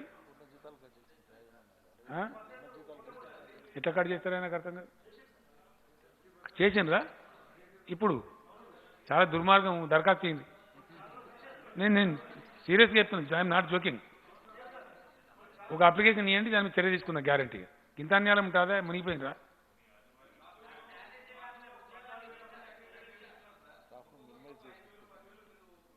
ఇంత మందిలో కాకుండా ఒక రిక్వెస్ట్ రేపు ఒకరు ఇద్దరు కలుసుకుందని నేను ఉంటున్నాను రేపు నేను 1 or 2 పర్సన్స్ రాండి మీరు సమస్యలు మీ ఐడియా ఉన్నోళ్ళు what best I can do certainly చేద్దాం తప్పకుండా ప్రయత్నం చేద్దాం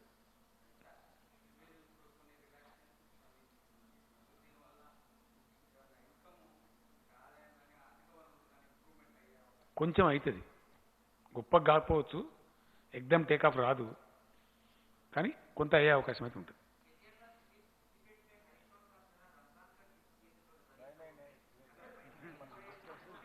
नहीं दिए भाई अरे उनको मोहब्बत है तो 2-4 लोगों को दिए होंगे अब मेरे पास में फार्म में एक लड़का काम करता है आजम बोल के उसको मैं भी दे रहा हूँ घर का मामला है अब किसी का शौक है तो ऐसे देते उसमें क्या है ఇప్పుడు ఇస్తలేం బ్రదర్ నేను భయపడ కదా అట్లా అబద్ధాలు ఆడతాము సచ్చినాడము ఈసారి ఇచ్చే పరిస్థితి లేదు ఇస్తలేము చేతులు మారుతాయి వాడు ముడతాడు వీడు ముడతాడు ప్యాక్ చేయాలా ఆ వైరస్ స్ప్రెడ్ అయ్యే ఆస్కారం ఉంటుంది కాబట్టి ఇస్తలేము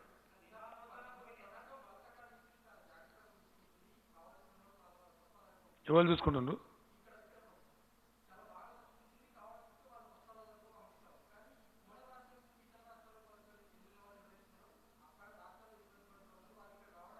ఇంతకుముందుకు అంతా చెప్తేగానే ఆయన రామాయణం అంతే రాముని సీత 100% मिलेंगे वो बिल्कुल मिल जाएंगे नहीं उसमें कोई कटाई नहीं होगी बिल्कुल 100% मिलेंगे